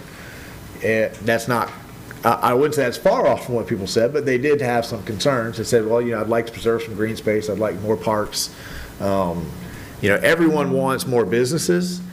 I think that it's a difficult thing because businesses follow rooftops. And so if you don't have the rooftops, you just really can't attract the businesses. So it's always the tension that we feel. But I would say I don't know what we told you. In my mind, when I talk to people, I told them 12 to 18 months. I think if we told them 12 to 18 months, then I think it's fair to ask them to wait longer. If Brian's telling us that it's going to be 5 or 6 more months and we told these folks that it would be a 6-month process, it's public record, this developer is sitting on nearly $4 million. I think if it were any of our money, we would want to have some movement right now. So I don't know that it's totally fair to just say, we haven't kept up with the deadlines that we gave you, so we can't give you a decision. And Mr. Chair, first, Mr. Mayor, I know our applicant's going to do everything they can to do it right and to do good by the city. As I mentioned, I don't have the liberty, I'm sure you respect that, for me to agree to a delay in the process. We have been in very close contact with the city throughout the entire visioning process, attended the meetings, and have been in close contact with staff, and are aware of a lot, but obviously there could be other items and issues that we're not aware of. We've tried to address those to the best of our ability. We think that we have done a fair job of addressing directly everything that we can within the development order. And then there are other items that we understand aren't quite baked yet, that we have a caveat in there that would hold our feet to the fire. We came in with the understanding that it would be at the end of the visioning session. Beyond that, we were not aware. I certainly understand where you're coming from. I have no problem relaying this to our client. I would like to, since we're here, we've had these conversations, at least get through this stage, and then If I can just jump in real quick. So my area of expertise is commercial insurance. I write this stuff all day for builders risk, general liability. The biggest no's I've been getting lately have been tract homes. And this is the reason why. You have 50 homes being built in 1 year. One of them has a screw up, the other one has a screw up. They go up so fast that all of a sudden in less than 3 years, the builder's being sued because of something that went wrong. My biggest concern is 50 homes in a year time, and that's just this development. It makes me a little nervous. I'm sorry, you're making me a little nervous. Why? Because we're in quasi judicial and you sound like you're offering expert testimony. So I'm not offering expert testimony. I'm literally giving my opinion. Right, but you said this is your business, like No, I'm just stating where I come from in my background. It's just my information of what I've seen. I'm not giving expert. Sorry if you're interpreting it that way. I want to lead because you said this is my area of expertise. So I want to make sure. I'm just giving, like I said, I'm just giving my background on why I was appointed as a board because of my knowledge in commercial. Right. That's all I'm expressing. But if we're in a quasi judicial and you're giving expert testimony as an expert insurance writer, then the applicant would have the opportunity to be able to bring somebody else. So, and you may be right that came off as an opinion. I just want a ruling before. Are we still on solid ground there, Scott? I just want to make sure we're Mr. Mayor, being fair to the applicant. The way I took the comments from the chair, Mr. Mayor, was that he's concerned about the density of this particular project, more than his expertise in commercial underwriting. So that's the way I understood his comments. And remember, you have the ability in this instance you can table it for a brief period, you can table it for a longer period. The commentary that I'm hearing collectively, and unfortunately, our applicants is somewhat hamstrung because he doesn't have his client here. He can't agree to a continuance at this point because he just doesn't have that authority. But perhaps a small continuance so some of these things could be worked out, maybe at least something that would be more palatable to Mr. Buisman when he gets back. For example, I know he's talked about greater lot widths, further setbacks. What does that do to your density if you're agreeable to doing that? And it seems to me that a development order or a development agreement that addresses these things on the front end gives this board a lot more comfort as to as soon as you start talking about the number of homes that we're talking about here, that's where there's a lot of concern both amongst the citizens here as well as this board. So if these things can be worked out on the front end in greater detail than they're being presented at this point, no fault to the applicant whatsoever, but if those things can be worked out, it may offer a lot of comfort as to this particular zoning item, Mr. Mayor and Mr. Chair. So where I was getting at with this density comment, we have one development saying 50 here, we got another development saying 50 there, we got another development saying 20 here, 40 here. You start adding that up, that's 300 homes in a year being pushed into Newberry. Impacting our schools, impacting our roadways, impacting our business. Yes, I agree, rooftops do bring more commercial. I'm gonna be very frank on this, and I love CHW, you guys do an exceptional job in presenting. But I, as a board member, speaking only as a board member, I would be more comfortable if the applicant was available for more questions. I know that you can't speak on certain things, but to the attorney's point, he was talking about willing to do this, willing to do that. There's just a lot to me. I just feel like there's just, there's more questions than answers at this moment in my mind. And I have to look at the risk and the benefit and what weighing here. And at this point, if there's more questions than there are answers, and unfortunately it's not your fault or anything, you guys done a great presentation, I just kind of feel like I can't make a complete decision in faith, doing right by our citizens, doing right by our commission to approve anything or move on that. Gavin? Sure. Just to finish the conversation with the mayor quickly, to me, a fair compromise is to just allow the applicant to proceed if we want to vote tonight, but make them aware that when we get to the PD review process, that is going to be a more critical process if we're not done with our visioning yet, just so that we can try to include as many of the unknowns into that review of the PD as we can if the vision plan is not created yet. But I think that the importance of what we're voting on right now is not the lot widths and things like that. That comes later in the PD review process. So I think at this point, we haven't really heard any testimony that tells us we can't move forward and vote on the PD change and then have the right and the ability to review what's in that PD at the next meeting. I mean, correct me if I'm wrong, but that's how our process works, and that's what we would look at next as part of this plan. Mr. Chair, I would agree with Board Member Johnson. I think, it is a problem because the applicant's not here. And I really hate the way that we do PD, and I don't know that I think it's given to us by Tallahassee, because every time we do a PD, we get stuck in, well, what's the commercial going to be? What's the lot width?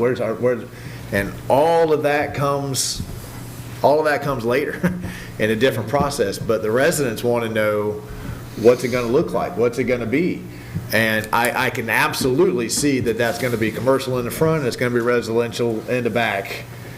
All those other questions, I do wish we kind of knew that, we knew what that zoning overlay was going to be. If you could agree, and if this board agrees, then I would recommend that if this moves forward tonight to the commission, that the agreement be that when we get to the actual PD designs, that it will be built, because I think in terms of timing, those two things are probably going to align.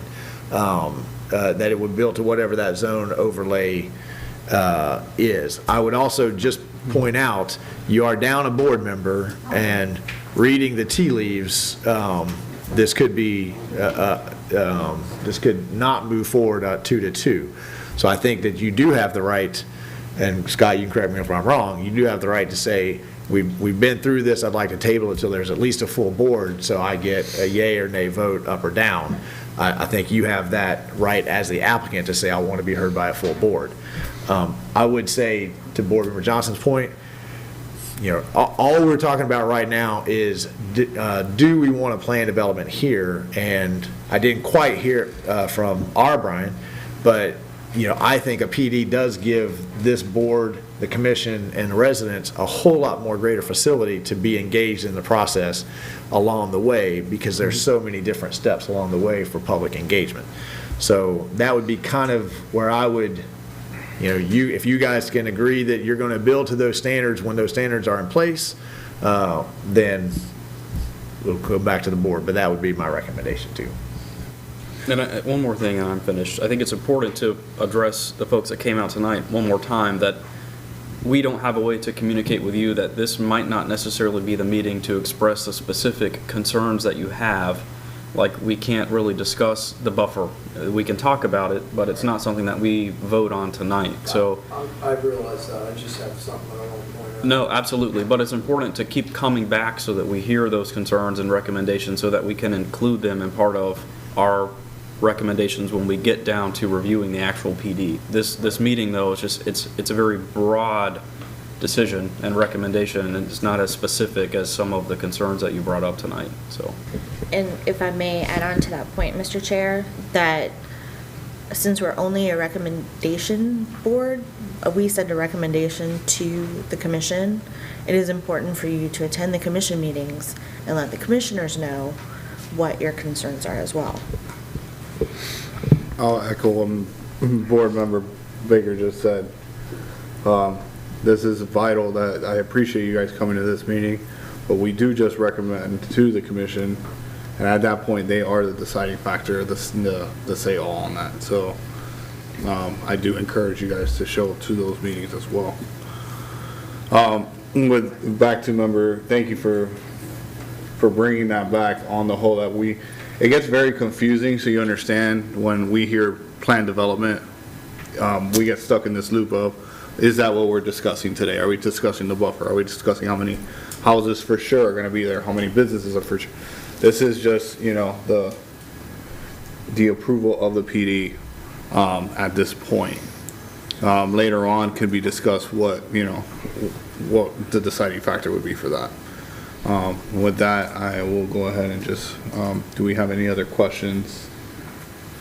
Ms. Woodcock, do we have any other questions for the? Okay. And Mr. Chair, Yeah.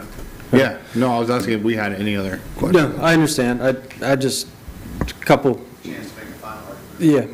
comments. I understand the applicant isn't here. We have discussed our relationship with the nursery. I can stand on firm ground of where he's at and what he would like to see there, or what he's willing and able to do with that respect. As far as tabling the item, we would certainly respect any decision that this board ever made. We understand the situation both in possible questions about the application as well as the uncertainty with the overlay district that's coming in the future. And if that is the majority of the board's desire, we'll see you next month. At this point, we can, final argument may be made by the applicant or staff. Have any final arguments?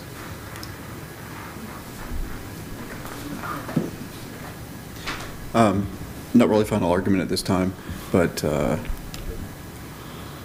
the city attorney's point and to the mayor's point, it might be beneficial for all parties to consider tabling for time certain to future planning and zoning board. Go back, work out a lot more of these issues before it's presented back to you guys with a full board.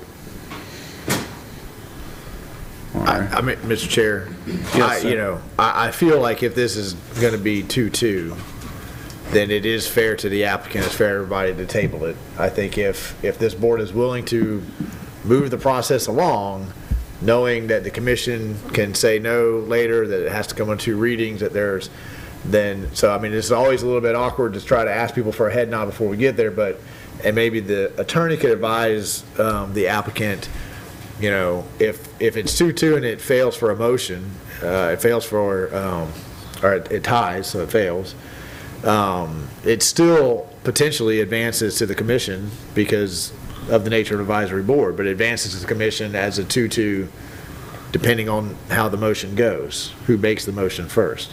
So I guess in essence it doesn't change anything, except it's going to draw an awful lot of questions from the commission about what happened at the PNC. why was it a 2-2? So what would you, if pretend that you're the applicant's attorney, would you say, hey, you should table that thing and get out of here while you can? Because I really feel like we need that third or that fifth board member right now. Mr. Mayor, it's a good point. The motion to approve and send it to the commission would fail if there was a 2-2 vote. And if there's not some alternate motion, then it simply goes to the commission as suggesting denial at that point. So And the commission is going to have, I'm sure, the commission is going to be very focused on this project anyway, but it comes with a denial vote from P&Z, if that's how this plays out. So it's, you stated it earlier exactly correctly. The applicant gets to make that choice at this. You have the independent ability to move it to be tabled. So that is one option that this board has. And that motion under Robert's Rules of Procedure does not even require a second. It just the motion to table, and I would suggest to a date certain in the future, does not even require a second, and then that motion is called up and you vote on that motion. So that's one option. You can move to approve it and send it to the approval of PD zoning as it sits right now, or move to deny it. Those would be your options. A question, Mr. Mayor. Yes. Can we have a motion to approve the zoning that is in front of us, but the city still has the control whenever it comes time to negotiate the PD language? Can that not be contingent upon completing the visioning plan that we're talking about? That the PD can't be approved until the visioning plan is complete, so that the applicant can at least take the next step after the vote tonight? And that was my recommendation, that y'all's motion include not necessarily the visioning, but the zoning overlay. So we recommend approval upon contingent that no final decisions are made until the zoning overlay is complete, and that those regulations can be incorporated into this. Can I make that motion? Yeah, I believe. We need the city attorney to. Yeah, we gotta, yeah. You can make that as part of your motion. That is. We can make that as part of, not right now. Are you done with your final argument? Mr. Chair, I was just going to point out that it does, in the conditions, the draft conditions in the ordinance for the rezoning, which we haven't talked about yet, but which is the second item, it does say, one of the clauses is the city is currently in the process of developing new commercial corridor design standards. If the application for site and development plan approval is submitted after application of the commercial corridor design standards, the adopted standards shall apply. And then I don't like that word after, though. That's where it all comes down and to, then right? prior to that, there's conditions as well, but they might vary from the final product. Can you tell me what page in our package that language is on that you just read? Looks like 299. And folks, while they're waiting, I just want to remind the audience that there is another 259. opportunity for public comment. As soon as there's a motion on the 259. floor, everybody will have 5 minutes. 299 is 259. Oh, 259. Yeah. How do we organize not do 5 minutes? Is there somebody here who can speak for all of us? Because 5 minutes apiece is a long time. I'm just a big fan. Brian, what? I want to say something about your. 259. At the bottom, it says page 258 and 259, under conditions. Oh. Item 7, I'm conditions. trying to find the section that you just read, I'm sorry. That's section J, under conditions. Is currently in the process of developing new commercial corridors design.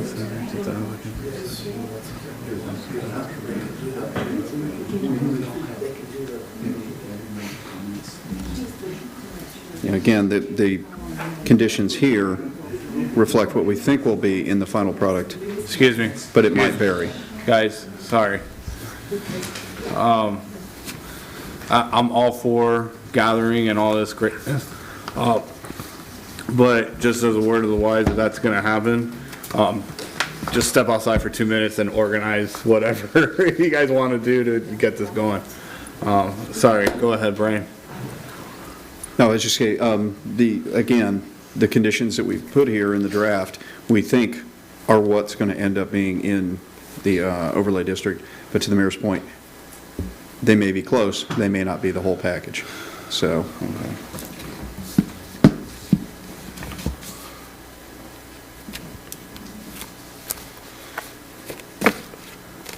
This was great reading material over the weekend, I'll tell you that. My daughter thanks you for her Halloween treat of 650 pages.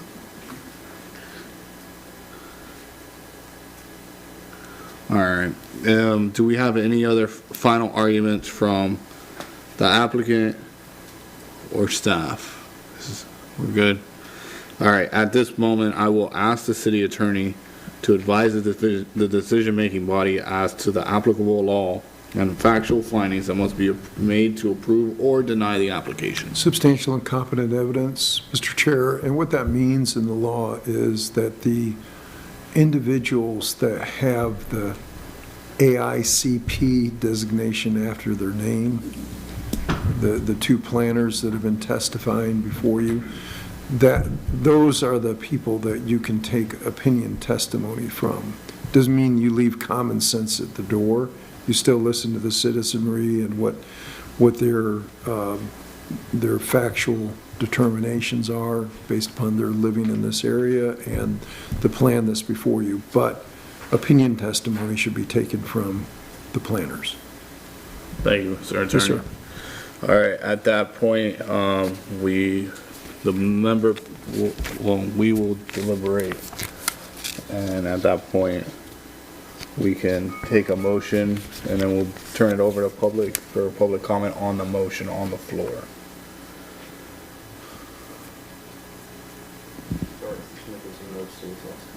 Yep.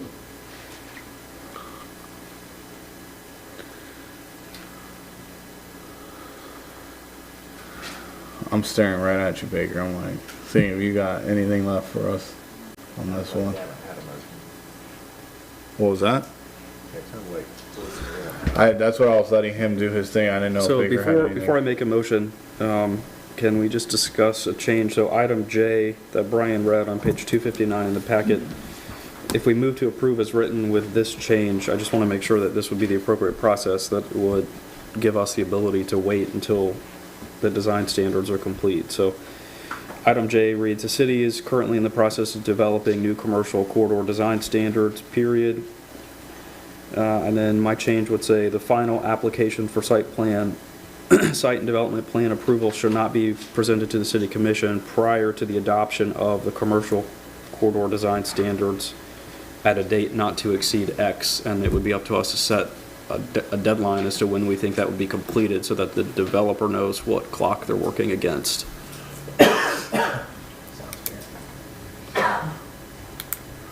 Does he need to go ahead and make that into a motion? Or a question first. Or, no, but I'm saying, Is it appropriate to have in there one that it would not be presented to the city commission? That's who would be voting on the final PD language, correct? Okay, and then if Brian thinks we're 5 months out, is that a date that the applicant is agreeable to? I mean, there are other things that have to happen along the way, and between now and the next 5 months. Rather than setting a date, what I would suggest, or agreement between the party, agreement between the city and the developer. Okay. So if the developer enters into a development agreement to incorporate these design standards so he can move forward, then we don't really need a date. So the point that you're making is that the developer has to comply with the site and development plan approval upon the commercial corridor design standards, either after they are implemented or if he chooses to move forward, that'll be done prior to implementation by agreement between developer and the city. And that is the same as the process of going through Yes. PD creation? Yes, correct. So he can voluntarily agree to things in a development agreement that have not been implemented into ordinance fashion. Okay. My one concern is that, well, among others, the concern that I have is on page 256, the side setbacks are 3 feet. I mean, that's one.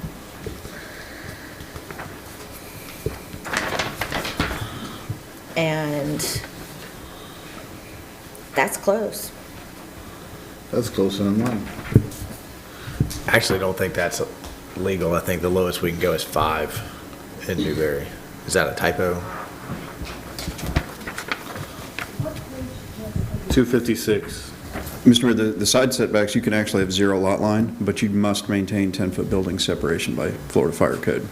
So you could have your building each building would have to be staggered such that they maintain a minimum 10-foot separation between buildings, regardless of what the setback is.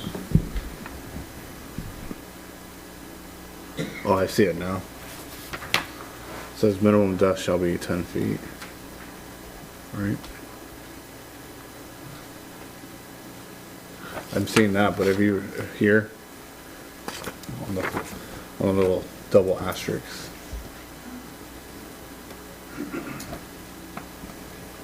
Well, that's for non-residential. I'll make a motion. If we're ready. Well, I'm all for entertaining a motion.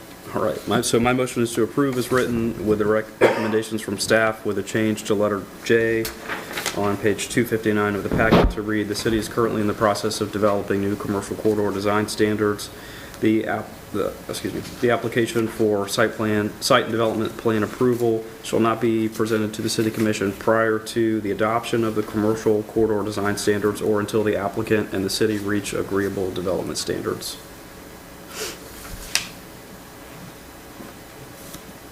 Did you catch all that, Brian?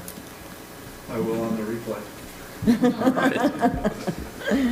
All right, I have a motion on the floor. I get a second on that, and then we go to public comments. I second. I got a motion and a second. At this point, I will entertain public comments. Is up. Oh, do we, Comments from the board on the motion? All right, public comment on the motion. If you can, please come up to the microphone, state your name, even though you stated it before. And My name is Fran Riley, and I've lived here for 30 years. And I came to talk about something else, but this is encompassing everything that you're talking about. You're talking about, like, worrying about the little details, about the cul-de-sac and the setback and the buffer zone, but there's a bigger point here, a lot bigger point. You brought it up, but now it's kind of getting washed away. It's about development. These people, this is about money, okay? We're all being very politically correct, but it's about money. The developers make the money. What about Newberry as an agricultural place? You keep talking about it, but here we are going with all of these houses, with the traffic, years and years of construction, and the schools, all the things that you all brought up. But somehow now we're back to talking about setbacks and other things. It's about the development of Newberry. I'm here to talk about a different thing on the agenda that we haven't even gotten to. But if you look at Newberry, and you're all so nice and everything, look at what Newberry looks like now. There's all the trees, all the places that you have along Newberry Road, okay?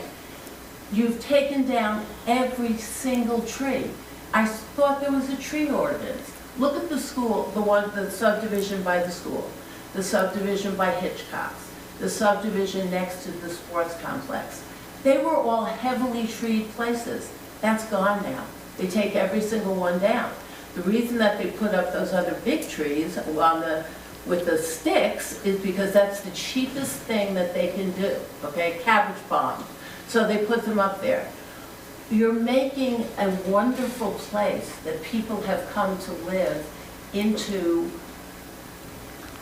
a place of tract homes. I mean, that's really what it is. And it's happening with the Newberry Commission. And I don't see why, because as I'm hearing you all talk, you're all against that. But here is what's really happening.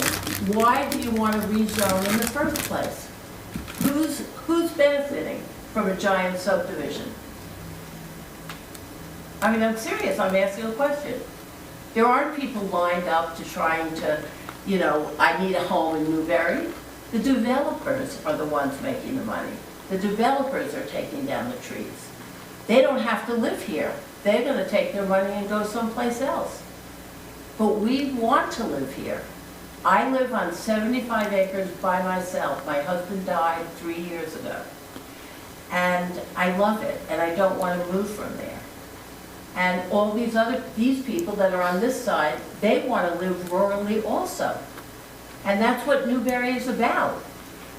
So why aren't we addressing the stopping of the rezoning. So, Thank you. thank you. Thank you. You have any? Yeah, if you, I know you stated your name before, but if you can go ahead and say your name Jim again. Fleming, owner of Chocolate Traditions. Okay, so I heard what Ryan said from CHW about, the buffer and people throwing trash, possible homelessness, all that kind of stuff. I do understand that. There's a smarter way to do this, and there's a smarter way to build smart development, something more higher end for Newberry, not, tract homes with a bunch of houses backed up against a nursery where everybody's gonna complain. This is just one idea that I could come up with myself personally.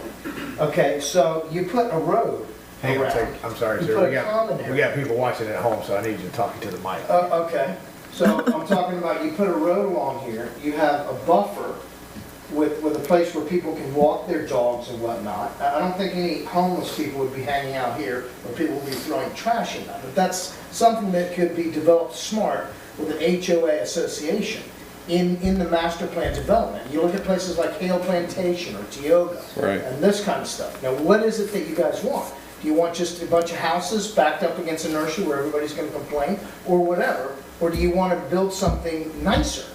And I'm sure the developer's gonna make money either way. Whether you build nicer homes and stuff where there's an HOA and you have a proper buffer where there's not gonna be complaints later. Or, this is my point. And, even your own guy, Brian, said right here, green space facing roadway. Exactly, he's exactly right. I appreciate that, Jim. I just don't want to see too much density and a bunch of stuff on top of each other with not enough buffer. It's going to be a problem, I can tell you. I've seen it. This is where I came from. That's why I'm here now. So I just want to see smart development. Development is inevitable. It's inevitable. But it's up to you guys to move it forward how it's going to be. That's all. So you're absolutely right. I just want to make a quick comment as a reminder what we're voting on today. And I was corrected, and I apologize for overstepping on that one. But I believe what we're voting on today is literally moving it from ag to planned development. Is that That's next. right? Well, but that's what we have to get next. Now, I could And then- reiterate that position at the commission meeting, at your next meeting, and believe me, I will. And I don't- I think you guys we need to have smart development around Newberry. Nice developments,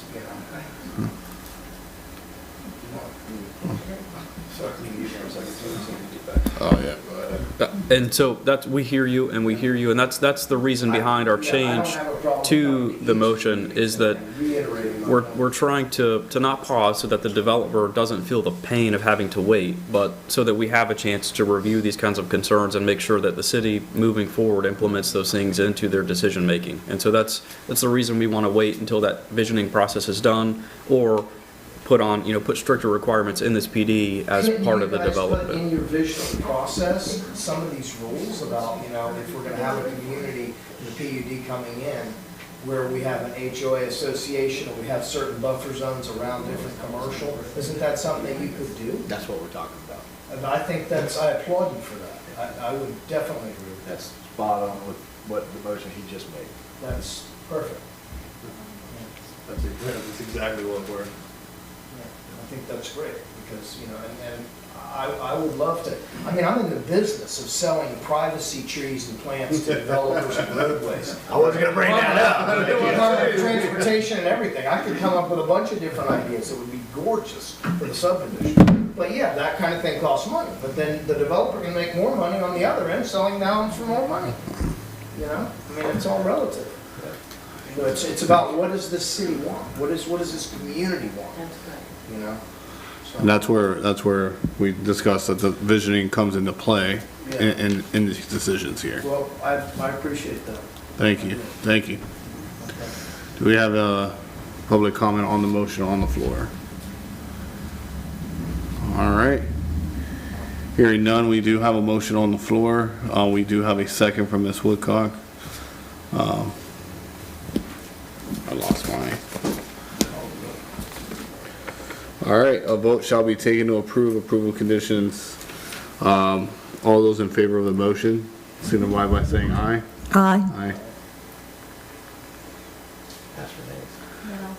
Okay. I gotta do a roll call. Oh, well, was it one? That's a no, okay. 3-1, Member Baker. So 3-1, Member Baker, with a nay. All right. Still in quasi-judicial. We're still in quasi judicial. We'll move on to item number 3, which is to rezone from agriculture to planned development. I'll have the attorney reads it in first, please. Mr. Chair, this is ordinance number 2021-72, LDR 21-19, and this will be to recommend approval, denial, or table the proposed ordinance when it goes before City Commission. An ordinance of the City of Newberry, Florida relating to the rezoning of approximately 220 contiguous acres of land, more or less, pursuant to an application by the property owner of said acreage, amending the official zoning atlas of the City of Newberry Land Development Regulations, providing for rezoning from the Agricultural A zoning district to the Planned Development zoning district on certain lands within the corporate limits of the City of Newberry, Florida. Tax parcels number 01923-000-000, 01923-004-000, 01923-007-001, 01923-008-000, and 01923-009-000, providing severability, repealing all ordinances in conflict, and providing an effective date. Appropriate motion at the appropriate time is to pass, deny, or table ordinance number 2021-72, Mr. Chair. Thank you, Mr. Attorney. Sure. At this moment, well, we have a member that stepped out. Mr. Attorney, would it behoove us to, since that was quite extensive and this is gonna go a little bit faster, would it behoove us just to take a quick 3-minute bathroom break? It's your call, Mr. Chair. Are we okay with just taking 3 minutes since we lost a member for a second? All right, we're gonna recess for 3 minutes, and we'll be. Do we have a timer, Jeannie? 3-minute break. 3-minute break, Nana. Go get some fresh air. It's too cold outside. It is getting cold in the Just need to take a 3-minute break. Nothing wrong with that. Nothing wrong with that idea. This time of day, my eyes get tired and the contacts start bothering me. Oh, yeah. I can't half trying to read the small print. Yeah, yeah. Well, I gave up on contacts a long time. I do the same thing. I just can't do it. Get her all the time. I made a sad mistake. I didn't even understand. I like to ride the top of the box. And I don't always have prescription sunglasses. Tricky. It's just easier for me to ride top down with the contacts in. And my eyes are very sensitive to sunlight, so I'm very thankful about the pair of prescription sunglasses that I have. I can tell that I'm headed that way. Yeah, I always had it earlier in the night in the evening. it's nice. Yeah. Transition period is really tough. You know, in 241, when your lanes are close to each other, and right lanes. It's that time of year.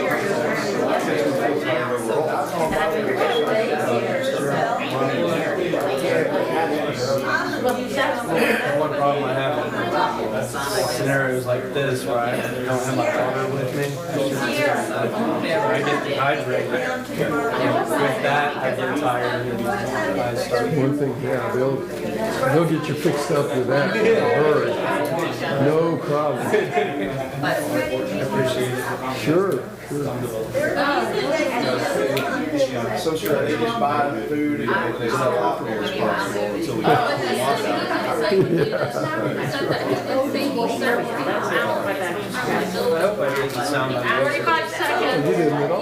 You did a really nice job of explaining, look, I can't make out. Yeah, it's up to y'all, you know, make a call. 30 seconds, Mr. Chair. I figured you should take a break after number 3.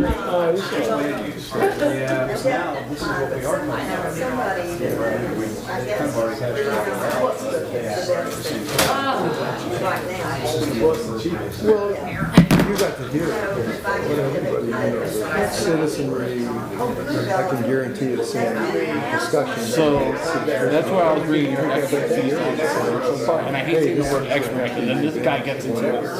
That's it. All right, we are back in session from recess. We do have quite a bit of applications to go through, so we're gonna try to, if we've already discussed one, we're gonna try to mosey on, or go on through here. So back to, Hang on, I'm not sure you're unmuted. it's green. Oh, the master on mute? Thanks.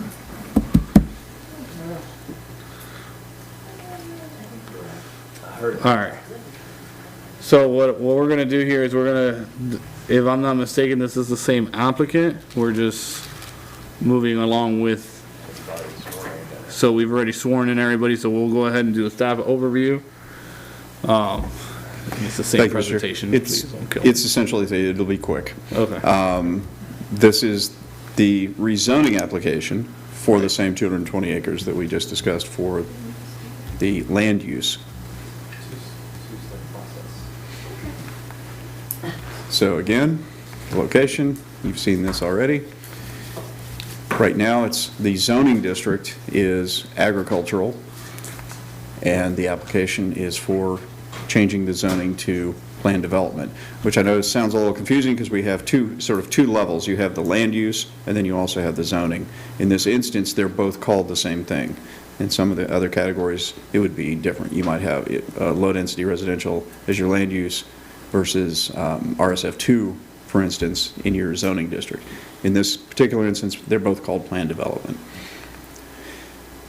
And actually, that is the end of the overview. I don't know if Mr. Thompson had anything more to add to the rezoning piece of this discussion.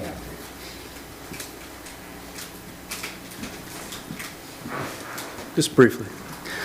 Ryan Thompson with CHW. I'd like my previous presentation to be included as part of the record for this item as well. I may have led to some of the confusion and divergence of the conversations, having combined both my presentations. If that's the case, I do apologize. I conclude. Thank you.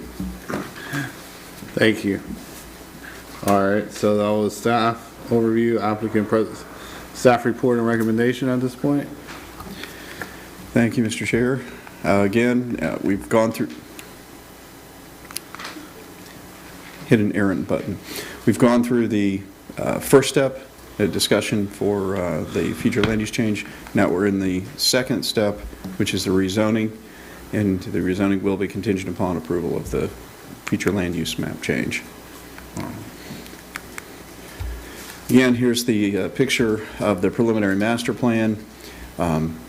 Again, the reason they're called preliminary master plans is because this is the initial vision, and I'll give a close-up of what they think the general layout's going to look like, but then the actual final development plan will come in pieces as each phase is developed in the plan development.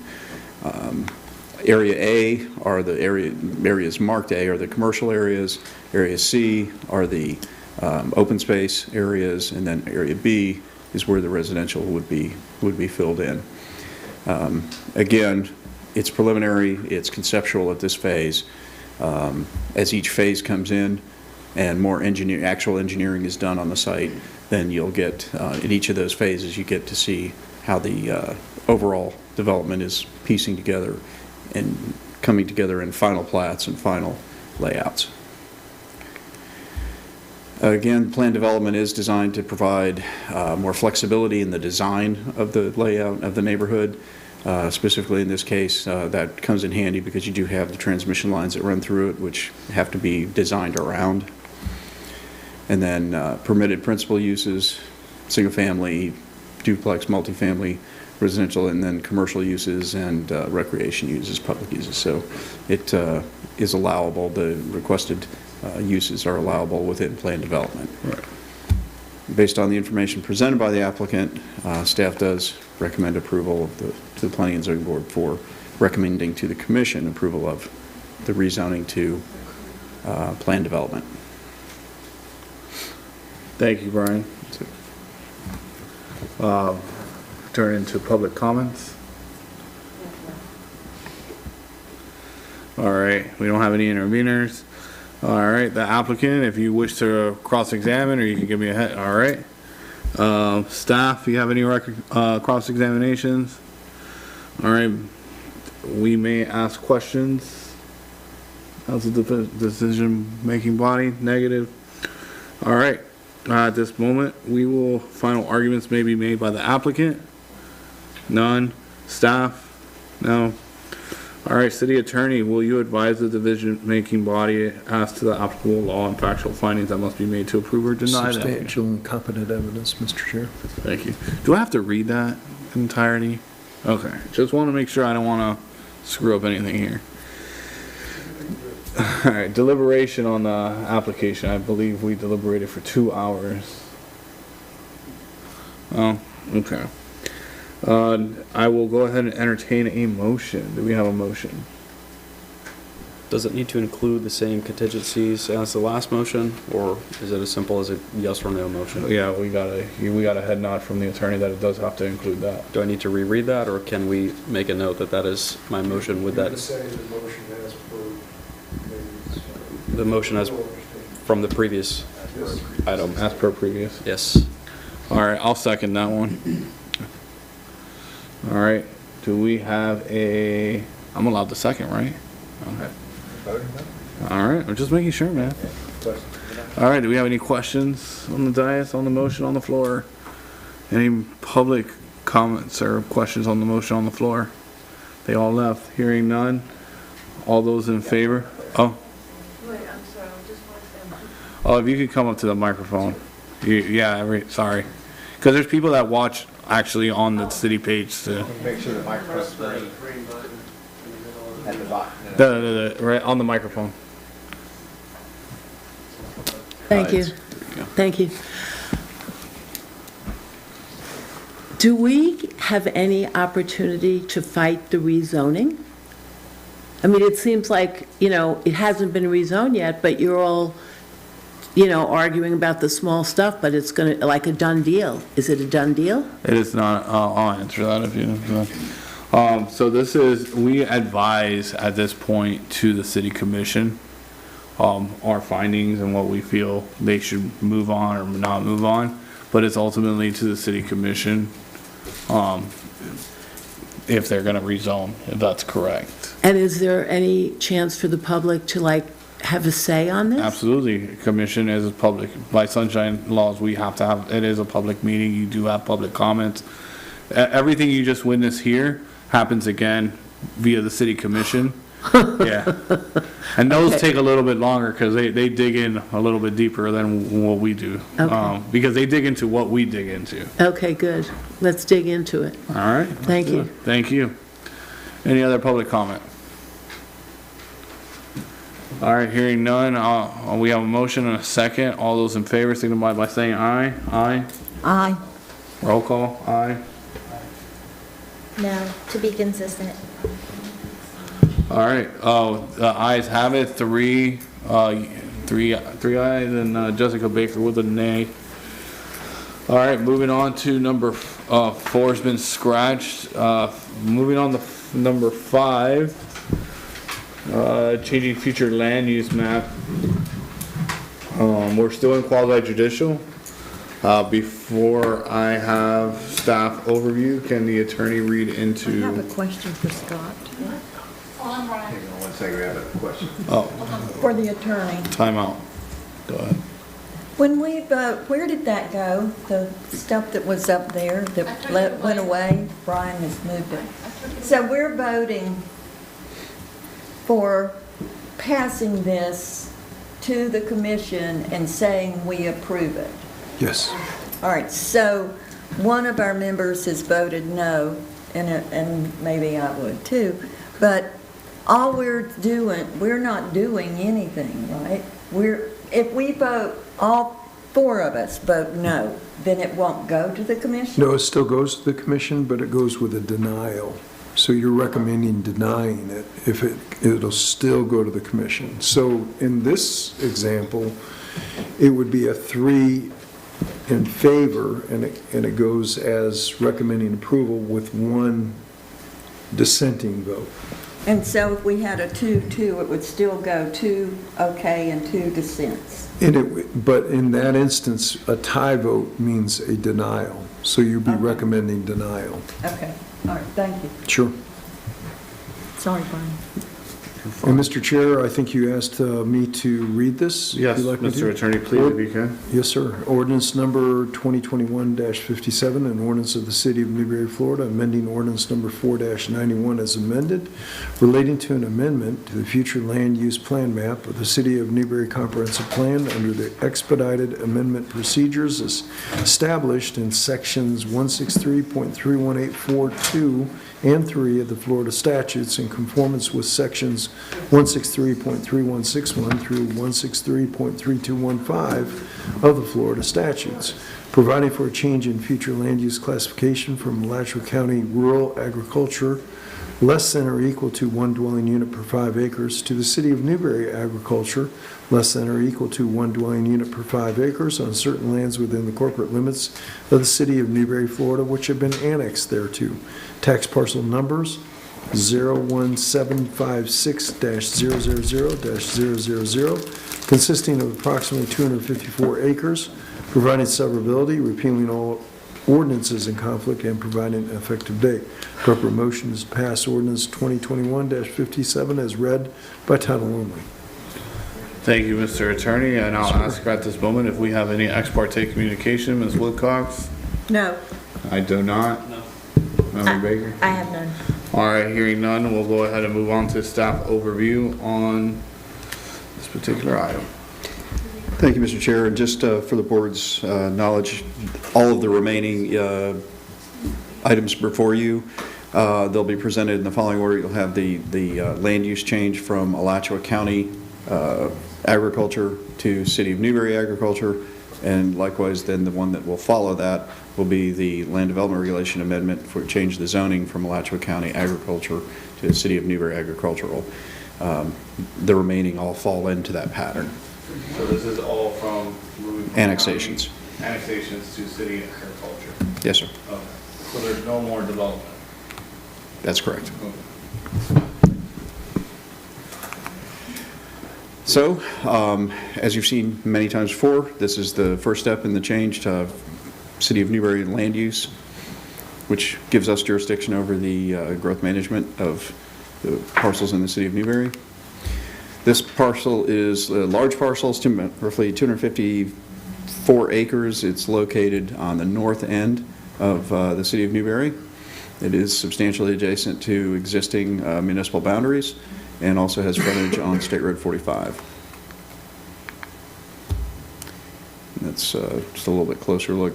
Future land use map, everything surrounding it is either Alachua County agriculture or City of Newberry agricultural.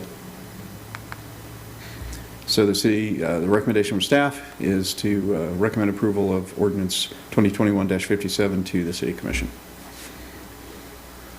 All right, do we have an applicant? No? All right. So staff report and recommendation, you already did that. All right, do we have a public comment on? I'm sorry. No, come up, speak, say your name for the record. Fran Riley. Fran Riley, thank you for coming. This is what I came to talk about. Yes, ma'am. I am the unfortunate person, if you put that map up, where this piece, thank you, where this piece of, who am I? I'm right there. See that square there? Do you have a smaller, like, I have one here? Move north a little bit, Mr. Mayor. and There you go. Right in the middle of it. Right here. I'm lost, I'm so sorry, I'm lost, I was on it. Well, I saw it on the other one, I'm so sorry. But anyway, Right here. what you're trying to annex surrounds my property. When it first went up for sale, it was from the lumber company, and I called the agent because all my neighbors were worried about it, and he said, don't worry, they can't develop it because there's not enough infrastructure. So 3 months after they sold it, the person that owns it wants to be annexed to Newberry, but we are in High Springs. The reason that I was completely against this, I'm so sorry, because I know this isn't a good way to get my point across, but Newberry is the place where they keep changing the zoning. That's why they want to move it. Why else would they want to move it? The land was like less than $1,000, an acre, or maybe about $2,000. And now it gets annexed to Newberry, and somewhere down along the road, you give up the ag? I mean, why would they want to move it from Alachua County to the city of Newberry? What's the reason? Is there a reason? Is there taxes? Mr. Mayor, maybe you can help. This isn't really a format for a question and answer, so you've got 3 minutes to make a statement. As soon as we're into the point where people can make comments, then we can comment on any of the questions that you have there, but we don't want to use up your time by having Okay, a thank you very conversation. much. If this board and the city of Newberry would follow the guidelines that have been set forth before, I wouldn't have any problem with that. But I have a really serious problem now because I don't understand why they would want to move it to the city of Newberry. And there are pieces of the land there that are way too small for any kind of development behind my property up to what used to be the railroad tracks. We had deer. I know you don't care about this, but our property, 75 acres, had herds of deer. Now they've cleared every single thing, and there are no deer left. And also, they ripped down my fence, which doesn't matter, because I'll address that with the people that, did the clearing. And if you can't answer a question, I can't ask you why you would, be wanting to move it. But I think there's money involved with that too. Because this has been 3 months since it was purchased. I don't know who the owner is. And all the things that I wanted to say, that I said before, which have to do with development, is the same thing for this piece of land. I moved here 30 years ago. My husband was a developer in South Florida. We planned to keep 10 acres and then divide the rest into 5-acre pieces. But it was so beautiful that we just kept the whole thing like it is. Now, all of you live here. Have lived here for a long time. Keep Newberry the way it should be. I don't know where the tax base is coming from or anything, but please, you've all expressed things about it, and I just don't want more development. It's not necessary. Thank you. I'm not gonna pull the school board. I'm not gonna pull a chair. Do we have any other public comments at this moment? Yeah, anybody that wants to speak? Thank you very much. Thank you very much. I appreciate it. Wait, just to verify, have y'all been sworn in? Yes, we Okay, raised our y'all hand sworn and in? said whatever you told us to. All right, and just for. Let's golf. And just for the sake of making sure that we're on time and getting through things, we do ask that the 3 minutes, please. I'm short. It'll be quick. I'm one of these people that hate to cut people off, and I'm definitely not someone that's going to say mute the microphone. To sum up, my name's Vicki Saunders, but to sum up what Fran wanted, our concern is, and I understand that you now can't tell us. I personally don't care whether you own the property or Alachua County owns the property, as long as down the road we don't end up with subdivision houses all around us. That's our concern. And I know right now you can't address that concern because you're not going to tell us that in 10 years, it won't matter to me anyway, but what you're going to do in 10 years from now. But I do have one question you can answer. Where is Newberry? How can that be Newberry when I live in High Springs? I don't understand how Newberry can be around me, but I can't, if I don't like what any of you are doing, I can't vote you out. So that's what I don't understand. So can you answer that one? Mr. Chair, I might be able to help here. So first of all, what is happening with all of the rest of these ordinances that are before the board is that we cannot exercise any zoning authority over any of these lands that have been previously annexed. We're not in an annexation mode tonight. These are lands that have already come into the city, and the only way our city grows, and this is true of High Springs, it's true of Alachua or any of the cities in Alachua County, they really don't grow by any other method other than annexations voluntarily. In other words, a property owner comes to us and applies and says, look, I would want to and I would like to be a part of your city. I like your taxes, I like your governance, I like your fire department, whatever it is, whether that's High Springs or Newberry.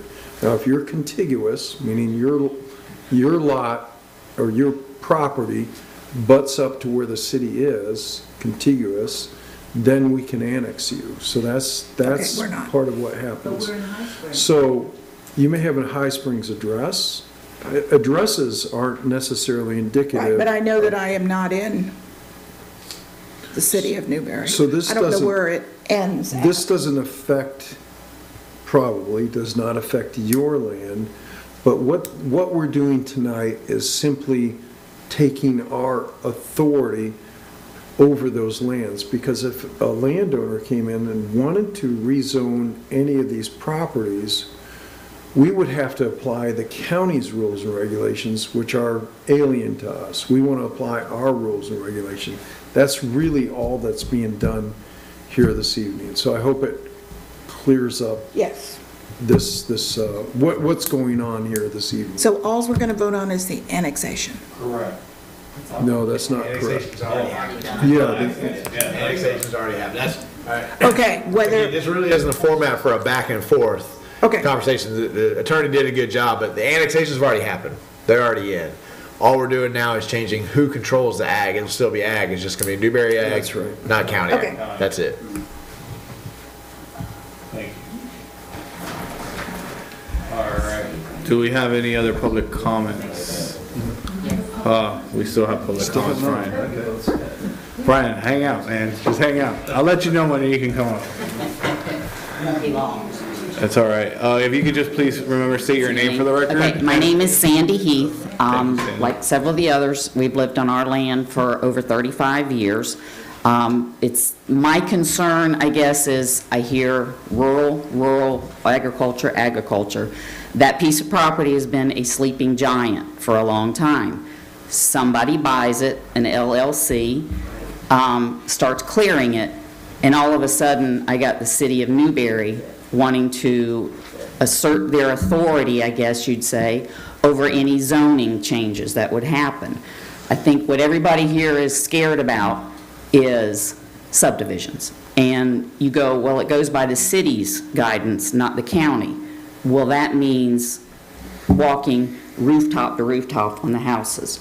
And what we see when we leave our homes and come into Newberry is that very thing, is all those homes crammed together. And I've sat and listened to everybody here talk about their rural, they want to keep that. I don't see it. And I lived in Newberry before I ever moved to High Springs. So I've been in Newberry for over 40 years.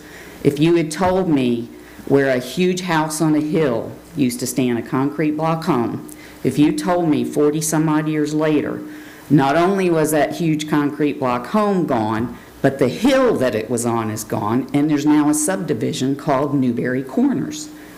That was 40 acres of agriculture land. It is now, so that's, I think, what you're hearing the concern from the people in the area, is when I hear Newberry suddenly has control over zoning there, I'm worried about a subdivision, and a little subdivision. If it's if it's large lands, that's what we all live there for. We want our 3 to 5 to 10 acres. We don't want quarter-acre lots next to us, and that's my concern. Thank you. Thank you so much. Thank you so much. Do we have any other public comment? Please state your name for the record. Warren Thomas. I'm actually with Fran Riley over at Riley Farms at 8420 State Road 45. Our concerns are really getting echoed here. This parcel is so far flung from Newberry's core. It's almost like the ridiculous gerrymandering that we see in congressional districts. We had somebody that had a congressional district that went from Broward County all the way through our area. She's in prison now, I think, or hope. But nevertheless, it gets ridiculous. And there's no conceivable way that Newberry is going to be providing urban services to this parcel. I'm not even sure what the motive is for annexing it in the first place. In all honesty, it looks like it should rather belong to High Springs in the long run. It looks like it's in their urban growth boundary more than it is in Newberry's. So it all goes back to the same thing. We really would like to know, what is the motive behind this? Something about this stinks. That's why everybody's giving it the side eye. It's out in the middle of nowhere. It's deep in the middle of forest and timberland. There's this forestry station just 2 blocks north of us there. If we want growth, for some reason everybody's under the misconception that growth is only houses. We can grow our timberlands, we can grow our cattle grazing, we can grow our croplands, we can grow our conservation lands. It doesn't all have to be rooftops. And when we do grow it with rooftops and all these PUDs, it's a liability. It's a legacy cost that kills us in the long run. It costs money. We got to police it. We got crime. We got water pipes that rust, sewer pipes that back up. We got flooding. I know that it brings in federal grants. I know that it pumps up the census numbers. But this kind of growth is just cancer. And I don't know what the motive is for annexing this piece to the city. It just doesn't make sense. And just a disclaimer, I have no love for Alachua County whatsoever. And, you know, my hat is off to Newberry 9 times out of 10 for the maneuvers that they pull. It really is an astounding little community. But again, we don't know what to make of this parcel being annexed. And we don't know what the future use is of this. What we suspect is the property owner is going to get it changed into a different kind of development and change it from agriculture to residential. And that's all that I have to say about that. Thank you, Warren. Just to re-echo everything here, the property's already been annexed. That was a point of confusion. Yeah, so no, it's okay. I just want to make sure that we're all still on the same page. It's just we're saying that it's going to be city agriculture at this point. It's already annexed. It's already city of Newberry. We have it. We're going to keep it agriculture is where we're at right now. And this is what we're discussing. So sorry for the confusion, folks. We do appreciate you coming out and voicing your concerns. Thank you. So when you want to change it, we'll be back. I will sit here and say I encourage all citizens to step up and voice, not just here, but at the city commission meetings. Sorry for going out of our normal way of doing things here. With that being said, public comment, any other public comment? Brian, you may step up and Brian, will you make sure that part of your staff report, will you give us an approximation of how far Newberry's urban services reaches out that far? Absolutely. To the point about potential for future development, the only, just like the Alachua County Growth Management or Comprehensive Plan, in the city of Newberry or in unincorporated Alachua County, it's going to be limited to a gross density of 1 unit per 5 acres. And those are the same whether you're in the county, whether you're in the city of Newberry. And that's not likely to change.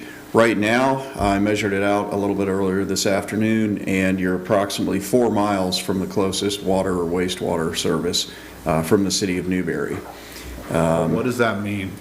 What that means is that you would probably be spending somewhere north of $5 million to bring water and wastewater to this site. Just in wastewater? Just in water and wastewater services. And so to actually develop it to any higher density, that's challenge number one, is a multi-million-dollar expense to provide services up there that would allow you to develop it at any greater density than 1 unit per 5 acres. The second challenge is you're also at least 2 miles outside, actually I think it's more like 3 or 4 miles outside of the urban services boundary. And so it would take a change in the City of Newberry's comprehensive plan to allow the expansion of the urban services boundary several miles north. And so that would be another a substantial consideration that would have to be overcome before we could even provide water and wastewater service to that. And so it's highly unlikely that that's going to happen, certainly not in my lifetime, I don't think, if ever. It would be considered a pretty dramatic experience of urban sprawl to take water and sewer that far outside the urban core. The commission has expressed their interest to grow from the inside out on a sustained manner, in increments, staying within the urban services core or urban services boundary. And so the likelihood that water and sewer is going to be anywhere near that in many, many years is pretty unlikely. And just the whole addressing thing, you can have an address that says High Springs or even Archer in the city of Newberry, but be within the city of Newberry. The post office is the one that sets whether you are assigned a High Springs address, a Newberry address, and that's done by the zip code that you're placed in. So for instance, our city manager has an address of High Springs because he lives up not too far from here. But he's actually in the city of Newberry because the addresses are set by the Postal Service. We don't have any control over that. So that causes a lot of confusion a lot of times. So, back to the matter at hand. Future land use change from the Alachua County to the city of Newberry. Staff recommends approval. Thank you. All right. At this point, we don't have an applicant to cross-examine. We move on to members of the decision-making body. Through the chair may ask questions of the staff, applicant, interveners. Any questions, Ms. Baker? No, Ms. Woodcock? We're good. I'm interested in knowing why does someone annex into Newberry other than wanting to have a great mayor and city commission? Isn't that enough? I mean, that was a pretty valid question. Do we have cheaper taxes in High Springs? Is our millage better than High Springs? No offense to High Springs, but... Mr. Chair, number one, they're not in High Springs. They're in unincorporated Alachua County. Oh, well, that explains a lot, and because it wants to be part of Alachua County. Typically, annexing into the city of Newberry is actually going to cost them a little bit more money because we'll apply our millage rate on top of what they're already paying. Some of the fees that they might be paying to the county actually go away when they annex in the city of Newberry. Sometimes it's a wash. Sometimes, in certain circumstances, it's even cheaper to be in the city of Newberry than it is to be in unincorporated Alachua County. So, as far as the motivation, honestly, when somebody calls and says we want to voluntarily annex into the city of Newberry, we don't get into the motivation. We generally don't ask the question. We welcome them in. Take it as a compliment. I do. I mean, it speaks volumes if people wanted to be part of the city of Newberry. Mm-hmm. All right, well, that was the only question I had. I was just kind of curious to hear it from staff. All right, with that being said, city, is there any final arguments that could be made? No? All right, hearing none. City attorney will advise the decision-making body as to applicable law and factual findings that must be made to approve or deny the application. Substantial and competent evidence. We've agreed he doesn't have to do that every time, too. Part of the things that we can do. What? Oh, you can, I don't have to read that every time? No. Okay, we're good. Deliberation? All right, and I'll entertain a motion at this point. Motion to approve. I have a second. Do we have any comments on the motion on the floor? Public comments? Hearing none. All those in favor signify by saying aye. Aye. Aye. Motion approved, unanimous. Moving on to number 6. If the city attorney can go ahead and read into the record.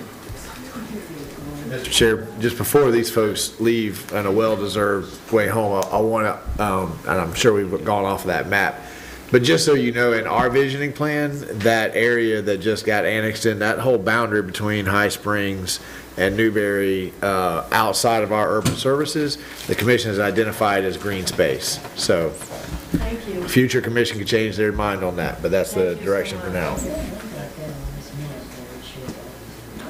This is an ordinance of the City of Newberry, Florida, relating to the amendment of the official zoning atlas for the rezoning of 254 acres, more or less, pursuant to an application by the City of Newberry amending the official zoning atlas of the City of Newberry Land Development Regulations, providing for the rezoning from Alachua County Agricultural A zoning district to the City of Newberry Agricultural A zoning district on certain lands within the corporate limits of the City of Newberry, Florida, which have been annexed thereto. Tax parcel number 01756-000-000, providing severability, repealing all ordinances in conflict, and providing an effective date. Appropriate motion is to pass ordinance number 2021-58 upon its reading by title only. All right, thank you, Mr. Attorney. Sir. All right, at this point, I'll ask for any ex parte communications. No? No from Gavin? No from Ms. Whitcox? No from, all right, staff, overview, and you can just keep on going and report and recommendations, please. Thank you, Mr. Chair. This is ordinance 2021-58, which is the companion ordinance to the one we just reviewed. This is step 2, changing the zoning from Alachua County Agriculture to City of Newberry Agricultural. Same map that you've already seen. And staff's recommendation is to approve ordinance 2021-58. That's it? All right, I thought I was reading for longer. All right, do we have any public comment on this? Thank you. We got, I want to say, I really appreciate it. Thanks for coming. I'm sure you can understand, my concerns, and I wish I could have shown you when the first map was up here. We just showed yeah, I was gonna say. Yeah, front, Yeah, we got, Sorry, watching this. we have a couple people I live. just want you to see how messed up I am. This is my piece. Right, So, it's all around. Sure. absolutely. But I'm very, very encouraged seeing you all, thinking about these things. And I would like to continue with the people that have come with me to try to stop everything from being a subdivision. That's all. Thank you. Thank you. All right, any other public comments? Hearing none. The applicant and staff can cross-examine. Thank you very much. Mr. Chair, the applicant's not present. Staff doesn't wish to cross-examine. I'm just making sure that there's no... All right, members of the decision-making body, do we have any questions for staff? No. No? Linda? None. All right, final argument? Staff? No? All right. We don't have to have the city attorney applicable findings. Got it. Deliberations? Snap. Let's hear a motion. So moved. So moved. Second. We got a second. Any comments on the motion? Hearing none. Public comments on the motion. Hearing none. All those in favor signify by saying aye. Aye. Aye. Motion moves unanimously. Let's go on to number 7. An ordinance of the City of Newberry, Florida, amending ordinance number 4-91 as amended, relating to an amendment of the future land use plan map of the City of Newberry Comprehensive Plan of 50 or fewer acres of land under the small-scale development amendment procedures established under the small-scale amendment provisions of Section 163.3187 of the Florida statutes as amended, providing for a change in land use classification from Alachua County rural agricultural less than or equal to 1 dwelling unit per 5 acres to the City of Newberry agricultural less than or equal to 1 dwelling unit per 5 acres on certain lands within the corporate limits of the City of Newberry, Florida.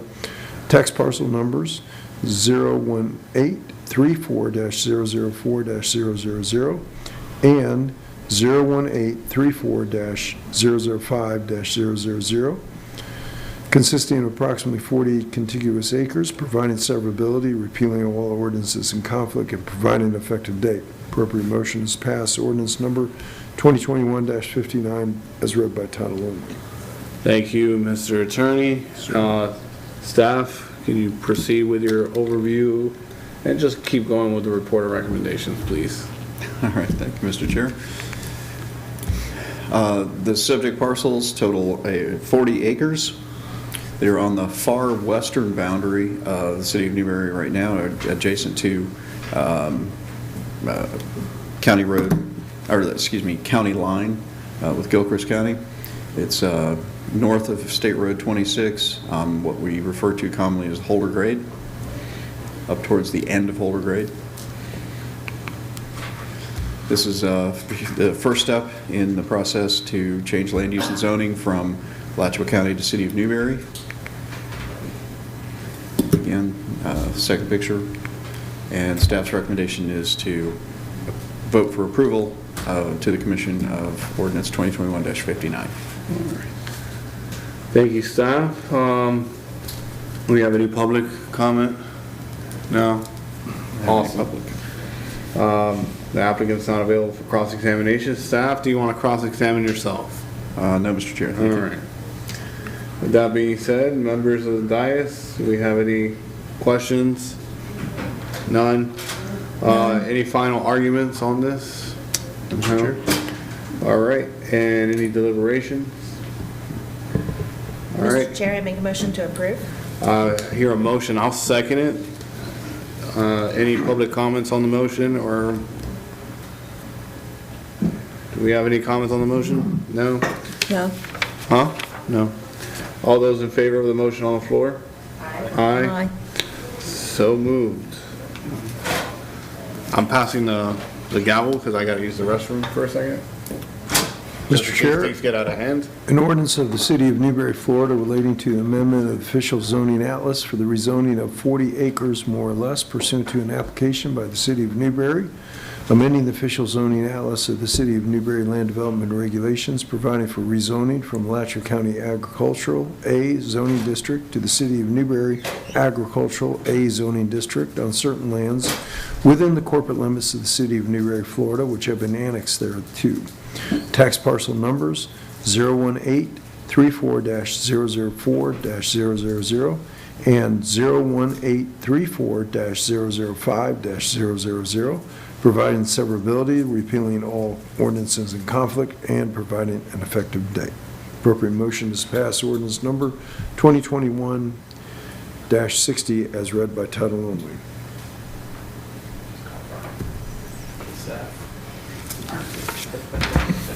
Thank you, Mr. Chair. This is the companion ordinance for the future land use map change that we just went through.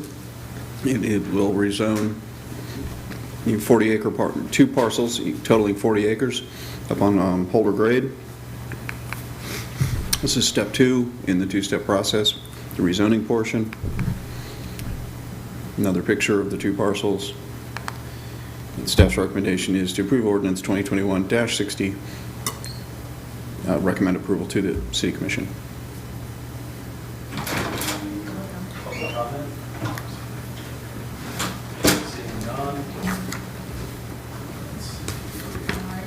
No third-party interveners. Any cross-examination? Member of the decision-making body. What's up? Any questions? Seeing none. Staff? No, Mr. Chair.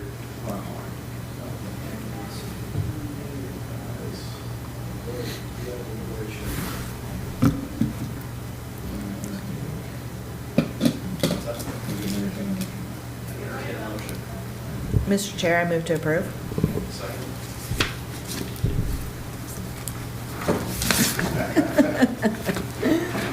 All right, we have a motion and a second. Thank you, Vice Chair Gavin, for helping out on that. Do we have any comments on the motion on the floor? Hearing none. Public comment. Hearing none. All those in favor, signify by saying aye. Aye. Motion passes unanimously. Moving on to number 8. Mr. Chair, ordinance number 2021-61, an ordinance of the City of Newberry, Florida, amending ordinance number 4-91 as amended, relating to the amendment of the future land use plan map of the City of Newberry Comprehensive Plan under the expedited amendment procedures established in sections 163.31842 and 3 of the Florida statutes, and in conformance with sections 163.3161 through 163.3215 of the Florida statutes, providing for a change in future land use classification from Alachua County Rural Agricultural, less than or equal to 1 dwelling unit per 5 acres, to the City of Newberry Agriculture, less than or equal to 1 dwelling unit per 5 acres, on certain lands within the corporate limits of the City of Newberry, Florida, which have been annexed thereto. Tax parcel numbers 04262-000-000, 04263-001-000, 04263-000-000, 04272-000-000, and 04273-000-000, consisting of approximately 256.253 acres, total contiguous acres, providing severability, repealing all ordinances in conflict, and providing an effective date. Appropriate motions to pass ordinance 2021-61 as read by title only. Thank you, Mr. Attorney. Staff? Oh, ex parte communications? None. None? None. None. Staff, if you may present overview and your report and recommendation, please. Thank you, Mr. Chair. This is another large-scale future land use map amendment request, 256.53 roughly acres. Step 1, future land use change after the rezoning. The location is, this is actually the Dudley Farm, State Farm properties. The frontage area of Dudley Farms was already in the City of Newberry. This is the remaining parcels behind the frontage.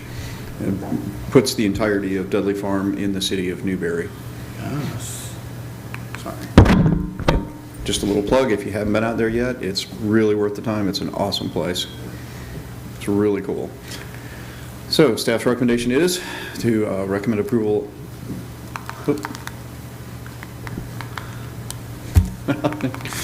Recommend approval to the City Commission of Ordinance 2021-61. All right, thank you. Do we have any public comments? Hearing none. Staff, do you want to cross-examine now? Members of the decision-making body, do we have any questions? The state doesn't want to be part of the county. Even the state doesn't want. That was nice. Not even the state wants to be part of the county. All right. Hearing none. Any final arguments from staff? Yeah, Mr. Chair. All right. And deliberation? None. I will entertain a motion. Mr. Chair, I move to approve. Second. We got a motion and a second. Do we have a public comment on the motion on the floor? Hearing none. Any comments from us? No? All those in favor signify by saying aye. Aye. All right, motion approves unanimously. Let's keep it rolling, please. An ordinance of the City of Newberry, Florida, relating to the amendment of the official zoning atlas for the rezoning of 256.253 acres, more or less, pursuant to an application by the City of Newberry amending the official zoning atlas of the City of Newberry Land Development Regulations, providing for rezoning from Alachua County Agricultural A zoning district to City of Newberry Agricultural A zoning district on certain lands within the corporate limits of the City of Newberry, Florida, which have been annexed thereto. Tax parcel numbers 04262-000-000, 04263-001-000, 04263-000-000, 04272-000-000, and 04273-000-000, providing severability, repealing all ordinances in conflict, providing an effective date. Appropriate motion is to pass ordinance number 2021-62 as read by title only. Thank you. Any ex parte communications? None. Linda? No. All right, staff, if you can go ahead with your overview and go on with report and recommendations, please. Thank you, Mr. Chair. Ordinance 2021-62 is the companion ordinance to the large-scale future land use amendment you previously saw. This is step 2 to change the zoning from Alachua County zoning of agriculture to the City of Newberry zoning of agricultural. Again, it's the Dudley Farm State Park. And staff's recommendation is for the Planning and Zoning Board to recommend approval of ordinance 2021-62 to the City Commission.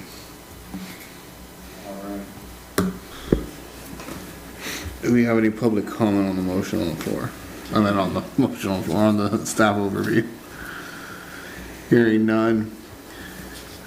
Staff already denies cross-examination. Any questions for staff? Hearing none. Final argument? None. All right, and deliberation? If no deliberation, I'll entertain a motion. Mr. Chair, I move to approve. All right, we have a motion and a second. Do we have any comments on the motion? Hearing none. Public comment on the motion? Hearing none. All those in favor of the motion, signify by saying aye. Aye. Motion moves unanimously. Let's keep it rolling. An ordinance of the City of Newberry, Florida, amending ordinance number 4-91 is amended relating to the amendment of the future land use plan map of the City of Newberry comprehensive plan of 50 or fewer acres of land under the small-scale development amendment procedures established under small-scale amendment provisions of section 163.3187 of the Florida statutes as amended, providing for a change in land use classification from Alachua County rural agriculture less than or equal to 1 dwelling unit per 5 acres to the City of Newberry agriculture less than or equal to 1 dwelling unit per 5 acres on certain lands within the corporate limits of the City of Newberry, Florida. Parcel numbers 04273-001-000, consisting of approximately 40.76 acres, providing severability consisting of approximately providing severability, repealing all ordinances in conflict, and providing an effective date. The appropriate motion is to pass ordinance number 2021-63 as read by title only. Thank you. Any ex parte? No. Jessica, no. Ms. Woodcock, no. Staff, if you can, with your overview report and recommendation. Okay. Thank you, Mr. Chair. Ordinance 2021-63 is the future land use map amendment change request. It's on subject property equal to 40 acres. It's directly above the Dudley Farms property that you just looked at. This is step 1, future land use map change, followed by contingent rezoning. Staff's recommendation is to recommend to the City Commission approval of ordinance 2021-63. All right, thank you, staff. At this moment, if there's any public comments, hearing none. Any questions from the dais? Hearing none. Final arguments? None. All right, deliberation. If there's no deliberation, I will entertain a motion. Mr. Chair, move to approve. I got a motion. Do I hear a second? It looks like the same folks on the adjacent parcel. Is that the next item on the agenda, or are they not annexing? They, Mr. Chair, they previously annexed. This actually connects their parcels. Thank you. I have a motion on the floor. Second. I have a second. Do you have any comments on the motion on the floor? Hearing none. Public comments on the motion. None. All right. With that being said, I'll entertain a motion. I mean, entertain a vote on the motion. Aye. Aye. Aye. Motion passes unanimously. Let's move on, please. An ordinance of the City of Newberry, Florida relating to the amendment of the official zoning atlas for the rezoning of 40.76 acres, more or less, pursuant to an application by the City of Newberry, amending the official zoning atlas of the City of Newberry Land Development Regulations, providing for the rezoning of Alachua County Agricultural A zoning district to the City of Newberry Agricultural A zoning district on certain lands within the corporate limits of the City of Newberry, Florida, which have been annexed thereto. Tax parcel number 04273-001-000, providing severability, repealing all ordinances in conflict, and providing an effective date. Appropriate motion is pass ordinance number 2021-64 as read by title only. All right, at this moment, any ex parte communications? None. Staff, if you can, with your overview, report, and recommendation. There was a typo. Thank you, Mr. Chair. There was a typo, I'm hearing. No, on here. Oh, never mind.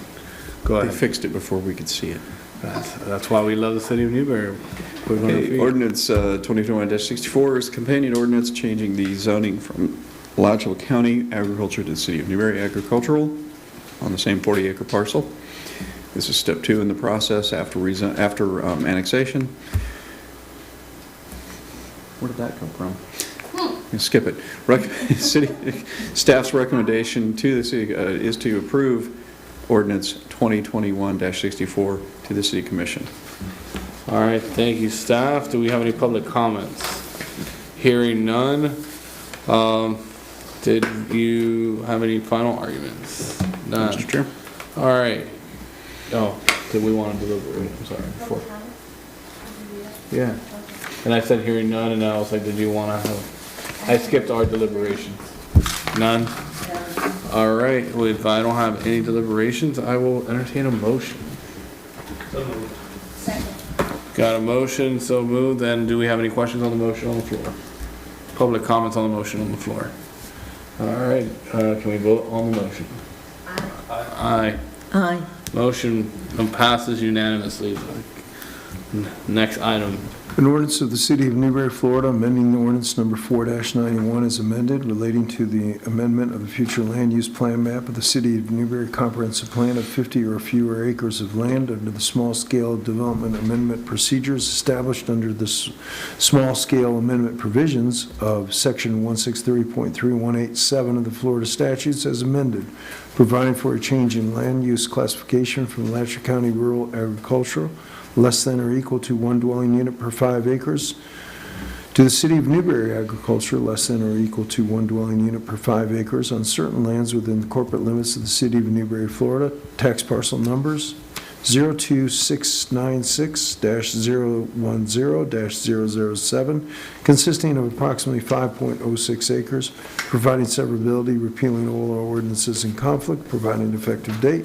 Appropriate motion is to pass ordinance number 2021-67 as read by title only.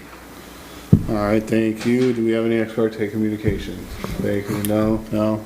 None. Staff, if you can, with your overview, report, and recommendation. Thank you, Mr. Chair. Ordinance 2021-67 is a request to change the future land use map from Alachua County Agriculture to City of Newberry Agriculture.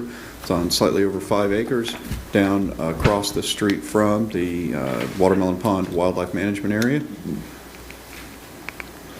So step 1 in the 2-step process after annexation to bring it into the City of Newberry. Staff's recommendation is to recommend approval to the City Commission of ordinance 2021-67. Thank you, staff. Do we have any public comment? Hearing none. At this point, I'll ask the dais if we have any questions for staff.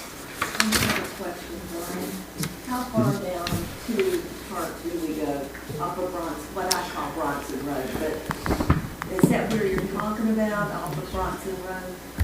Yes, ma'am. It's on the west side of Bronson So Road. how far does our city go there to, is the park a part of it? Most of the park is a part of the City of Newberry. There are some sections. All the way through, from Yes, ma'am. going from the west side on Bronson Road all the way to the east side where you drive in. Yes, ma'am. There's there might be a couple of sections that aren't fully in the city of Newberry, but most of the Watermelon Park area is in the city of Newberry. All right. With that being said, any final arguments? Board, do we have any deliberation? All right, at that point, I'll entertain a motion. Mr. Chair, move to approve. Motion and a second. Any comments on the motion? Public comments on the motion? Hearing none, all those in favor? Aye. Aye, so moved. Unanimous. And let's keep it going. An ordinance of the City of Newberry, Florida relating to the amendment of the official zoning atlas for the rezoning of 5.06 acres, more or less, pursuant to an application by the City of Newberry amending the official zoning atlas of the City of Newberry Land Development Regulations, providing for the rezoning from Alachua County Agricultural A zoning district to the City of Newberry Agricultural A zoning district on certain lands within the corporate limits of the City of Newberry which have been annexed thereto. Tax parcel numbers 02696-010-007, providing severability, repealing all ordinances in conflict, and providing effective date. Appropriate motion is pass ordinance number 2021-68 as read by title only. Thank you. Ex parte communications? None? No? None. Staff overview, report, and recommendation, please. Thank you, Mr. Chair. This is a companion ordinance changing the zoning from Alachua County to City of Newberry on the 5-acre parcel just discussed for land use change. This is step 2 in the 2-step process, and staff's recommendation is for the Planning and Zoning Board to recommend approval to the City Commission ordinance 2021-68. All right, thank you. Do we have any public comments? Hearing none. Members of the decision body, do we have any questions for staff? Hearing none. At this point, do we want to deliberate? And if not, I'll entertain a motion. Mr. Chair, move to approve. Motion and a second. Do I have any comments on the motion? Public comments on the motion? Hearing none. All those in favor signify by saying aye. Aye. Aye. So moved. Next. An ordinance of the City of Newberry, Florida, amending ordinance number 4-91 is amended relating to an amendment of the future land use plan map of the City of Newberry comprehensive plan of 50 or fewer acres of land under the small-scale development amendment procedures established under the small-scale amendment provisions of Section 163.3187 of the Florida statutes as amended, providing for a change in land use classification from Alachua County rural agriculture less than or equal to 1 dwelling unit per 5 acres to the City of Newberry agriculture less than or equal to 1 dwelling unit per 5 acres on certain lands within the corporate limits of the City of Newberry, Florida.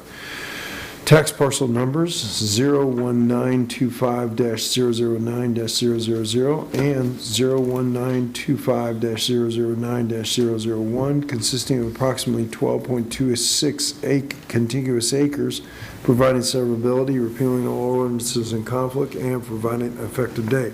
Appropriate motion is pass ordinance number 2021-69 as read by title only. Thank you. Any ex parte? None. Hearing none. Staff overview and report of recommendations. All right, thank you, sir. That's ordinance 2021-69, request to change the future land use map on approximately 12.26 acres from Alachua County agriculture to City of Newberry agriculture. This is after the recent annexation, bringing it into the city. Step 1 of 2-step process. It's the location, and staff's recommendation is to for the Planning and Zoning Board to recommend approval to the City Commission of ordinance 2021-69. Thank you, staff. Do we have any public comments? Hearing none. Does anybody have any questions for staff?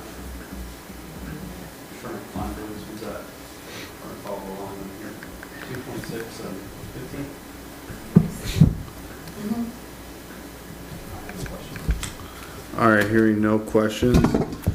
At this point, any deliberation? If no deliberation, I will entertain a motion.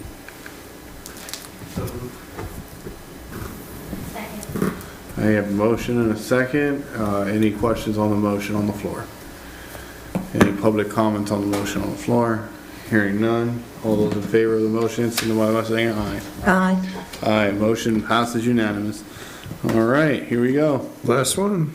An ordinance of the City of Newberry, Florida relating to the amendment of the official zoning atlas for the rezoning of 12.26 acres, more or less pursuant to an application by the City of Newberry, amending the official zoning atlas of the City of Newberry Land Development Regulations, providing for the rezoning of Alachua County Agricultural A zoning district to the City of Newberry Agricultural A zoning district on certain lands within the corporate limits of the City of Newberry, Florida, which have been annexed thereto. Tax parcel numbers 01925-009-000 and 01925-009-001, providing severability, repealing ordinances in conflict, and providing effective date. The appropriate motion is passed. Ordinance number 2021-70 upon its reading by title only. All right, thank you. Any ex parte? Hearing none. Staff overview, report, and recommendation, please. Thank you, Mr. Chair. Ordinance 2021-70 is the companion ordinance to the one you just heard for future land use change to rezone previously annexed property from Alachua County Agriculture to City of Newberry Agricultural. Step 2 in the two-step process. General location, and staff's recommendation is for the Planning and Zoning Board to recommend approval of ordinance 2021-70 to the City Commission. Thank you, staff. Any public comment? Hearing none. Do we have any questions as a dice? Hearing none. Final arguments. All right. Any deliberation? If not, I will entertain a motion. Mr. Chair, motion to approve. We got a motion and a second. Do I hear any comments on the motion? Public comments on the motion. All right, all those in favor of the motion, signify by saying aye. Aye. Aye, motion passes unanimous. We have made it to the end, folks, and we are out of quasi-judicial. We have no agenda items. Any topics for members for discussion? Ms. Baker. So I have two topics. I'll make it brief though. After seeing some of the spectacular sunsets and our like sign pictures, like I think we should have some sort of like calendar of the signs of Newberry. You should see the picture I stepped aside and actually took of the sunset and texted to the landowners. It's better than the one I took 2 minutes earlier. I mean, it's amazing. This is why we love Newberry. And the second is that the perfectionist in me, I already discussed this with Mr. Thomas earlier, but like,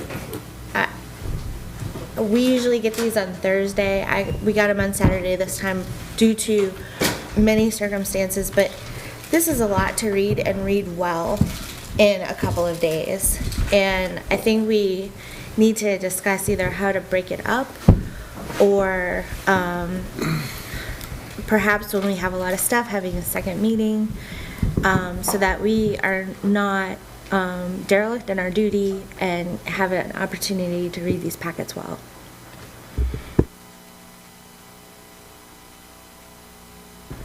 And I do echo that as well. I have a question. You need to touch it Why is it possible, or have we thought about, if a landowner wants to annex into the city, but they own contiguous properties, is it not a requirement that they annex those contiguous properties as well? And why we don't require that? Mr. Chair, in the example that we recently had with the Emmer property, we couldn't annex that parcel at the time. He actually applied, but we had to turn him down on that particular parcel because Dudley Farm hadn't come in yet, and it would have created, closing that off would have created a large enclave the county would have objected to. But even beyond that, we don't really have a requirement that says if you have adjacent land that you have to bring it in. That could be a policy decision for the commission to contemplate. Would it benefit the city? I mean, in my mind, it would benefit the city if we're bringing in one piece of their property. Why not require them to bring in all of it? Mr. Chair, conceivably, they might have some objectives we're not aware of that would prevent them from doing so, or it, like I said, it could be a item for policy discussion with the commission. Mr. Chair, before we leave that conversation, it's my understanding that when anyone comes in to voluntarily annex, we sort of look at their whole package and we ask about everything else. Yes. When we don't have 17 anyway, and we're able to focus.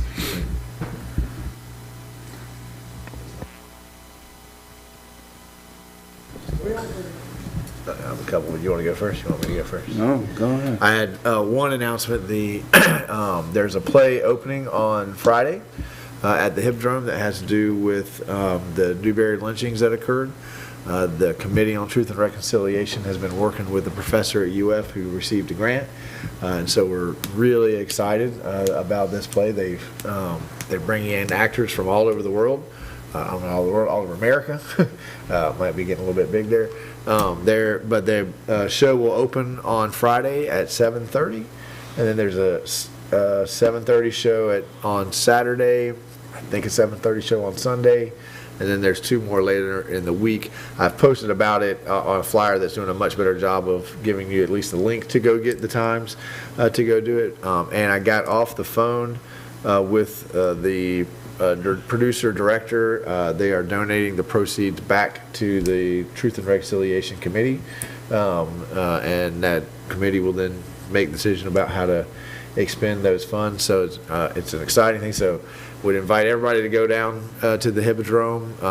This committee in Newberry worked closely with the producer and the director, so no one has seen it yet and how it has actually creatively come out, but there was a lot of local input into the play. So we would love to have lots of people to support. I'm going to try to work with some of the pastors to get some vans, and anyone who wants to go will go as a community on Saturday night. Don't forget Newberry's homecoming got moved to November 5th. I know you got past 9, we all forget, but we practiced once already this year. Now it's 2.0. Friday at 3 o'clock, you'll see the roads begin to shut down for the parade, and the kids really are excited to, finish this after the practice run that we had in October. And then my final comment, I was going to make the same comment that Board Member Baker did. I've suggested that this committee might need to start thinking about 2 meetings a month instead of the 1. That suggestion hasn't got a lot of traction lately, and I think it's because we keep thinking that agenda items like this are sort of temporary for the new board members.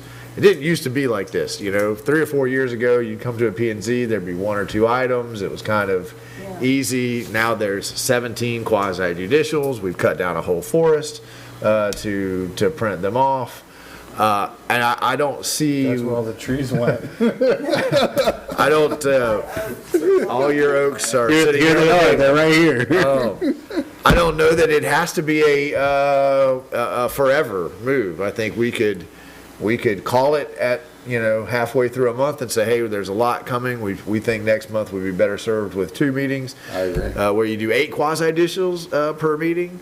And then maybe the next month we're back to 1. I think we can be flexible. We have lots of ways to communicate. We may just say, let's do 2 a month for a 6-month period and try it out. It's overwhelming too when you get this, or I'm sorry. I think it's overwhelming for anyone. Sure. For me personally, this it's a book. Overwhelming. It's a Bible. It really, really is. And if you don't speak this lingo, this jargon, and you saw it tonight we're talking about a PD. Everybody in the audience thinks we're making decisions about what commercial is going to go there, how big the lot sizes are. And, there's a lot that goes into this. And if we only had half of the agenda, we wouldn't feel like, hey guys, we got a big agenda, we got to keep moving. So I would put that forth to this board. This is y'all's decision. You're getting paid $50 a meeting. I was gonna say, can we do 2 a week? Yeah. Was it $50 a meeting or $50 a month? We'll go back. It's a month. I thought it was a meeting. Yeah, we'll go back. We can tweak that. Wait a minute, no, we gotta retweet, cause I could've sworn it was $50 a meeting. It's a meeting, Yeah. Brian, what's wrong with you? Yeah. Right? I think if that's I what. believe it was a month, but that was thinking that you only had one meeting a Right. month, so So Yeah. now you know. Yeah. if we're adding another meeting, But I have discussed with the commission, I've said that this board in particular may need to go to 2 meetings. They're well aware of that potentiality. We're really just waiting on you guys, because y'all are the ones who need to say, hey, I committed to once a month. Until January and see how we're doing, and then let Brian and them. I was gonna say, that's well, already- we got 8 things. Well, I would say generally December does slow down a little bit. So maybe we try January and 6 months and See how it goes. see what happens. But, I mean, we're out of here before 10 o'clock. That's not bad. I do have one So. other thing. IFAS. I'm so excited about IFAS being here, you know, and I'm one of the garden does look club good. people. We are very excited because the extension office is open tomorrow at 4 o'clock in the afternoon. They're doing a program of wildflower identification and making wine with wildflowers. I don't know what it is, but anyway, we're excited. So if you have to sign up ahead though, but you can go online to IFAS, something, and you get a newsletter thing, a little quick blurb saying what's coming, like, you know, for several months. It'll tell you what they're gonna be doing and what time and where. So I just think it's really exciting that we have it here. I don't have to drive to Hawthorne. Agreed. It's a wonderful thing. Agreed. We're fortunate. And December 4th, there's a National Historic Plaque unveiling at Dudley Farms, their big cane day. There's going to be some exciting announcements at that as well. So lots of good stuff happening. I just planted palm trees. But I have contacted. Palm trees. Those palm trees. Yeah, I know, but it's just amazing to me why we do that. So you realize that we're the state of Florida, right? We're in north central Florida. But we're the That's state, what I but realize. we're the state of Florida. And as the state of Florida, We're not Miami or South Florida. okay, hold on, I'm not asking that, I'm saying we're the state of Florida, correct? So, State of Florida tree, Getting up and going. you're not gonna win this. the state of Florida tree, whether you live in the Panhandle or in Key West, is the palm tree. And IFAS is going off of what the state tree is. That's what they told, that's what they said. No, they're not. Okay, that's what they said when I asked. No. Okay. Makes Right? sense. It's a palm, right? Trees that you have to prop up. Come on, Gab. Let's adjourn so she can leave and not forfeit. So I had one announcement before I had to go into the research of finding out what the state tree was to understand why we have palm trees in North Florida. That's not why we have them. Okay. So, Kathy Thomas is reminding me that I know it's a little early, but we do have the Christmas parade in December. So, December 18th, I know we'll probably have another meeting before that, but I do want, Last minute, as we're lining up, Santa will have strep throat or a broken foot or something, and we will need an emergency clause. Happens every. You got one right here. wow. You might Slap a hat on it. I don't know, man. She might not let me because of the fact that I just told her that a palm tree is the state tree. Put a palm tree behind the signature. You know what? There's palm trees and then there's palm trees. Those long, tall things that are propped up, that's a whole nother story. I got you. All right, with that being said, is there any other comments? I'm all for having more meetings in a month just to help get us home earlier. So with that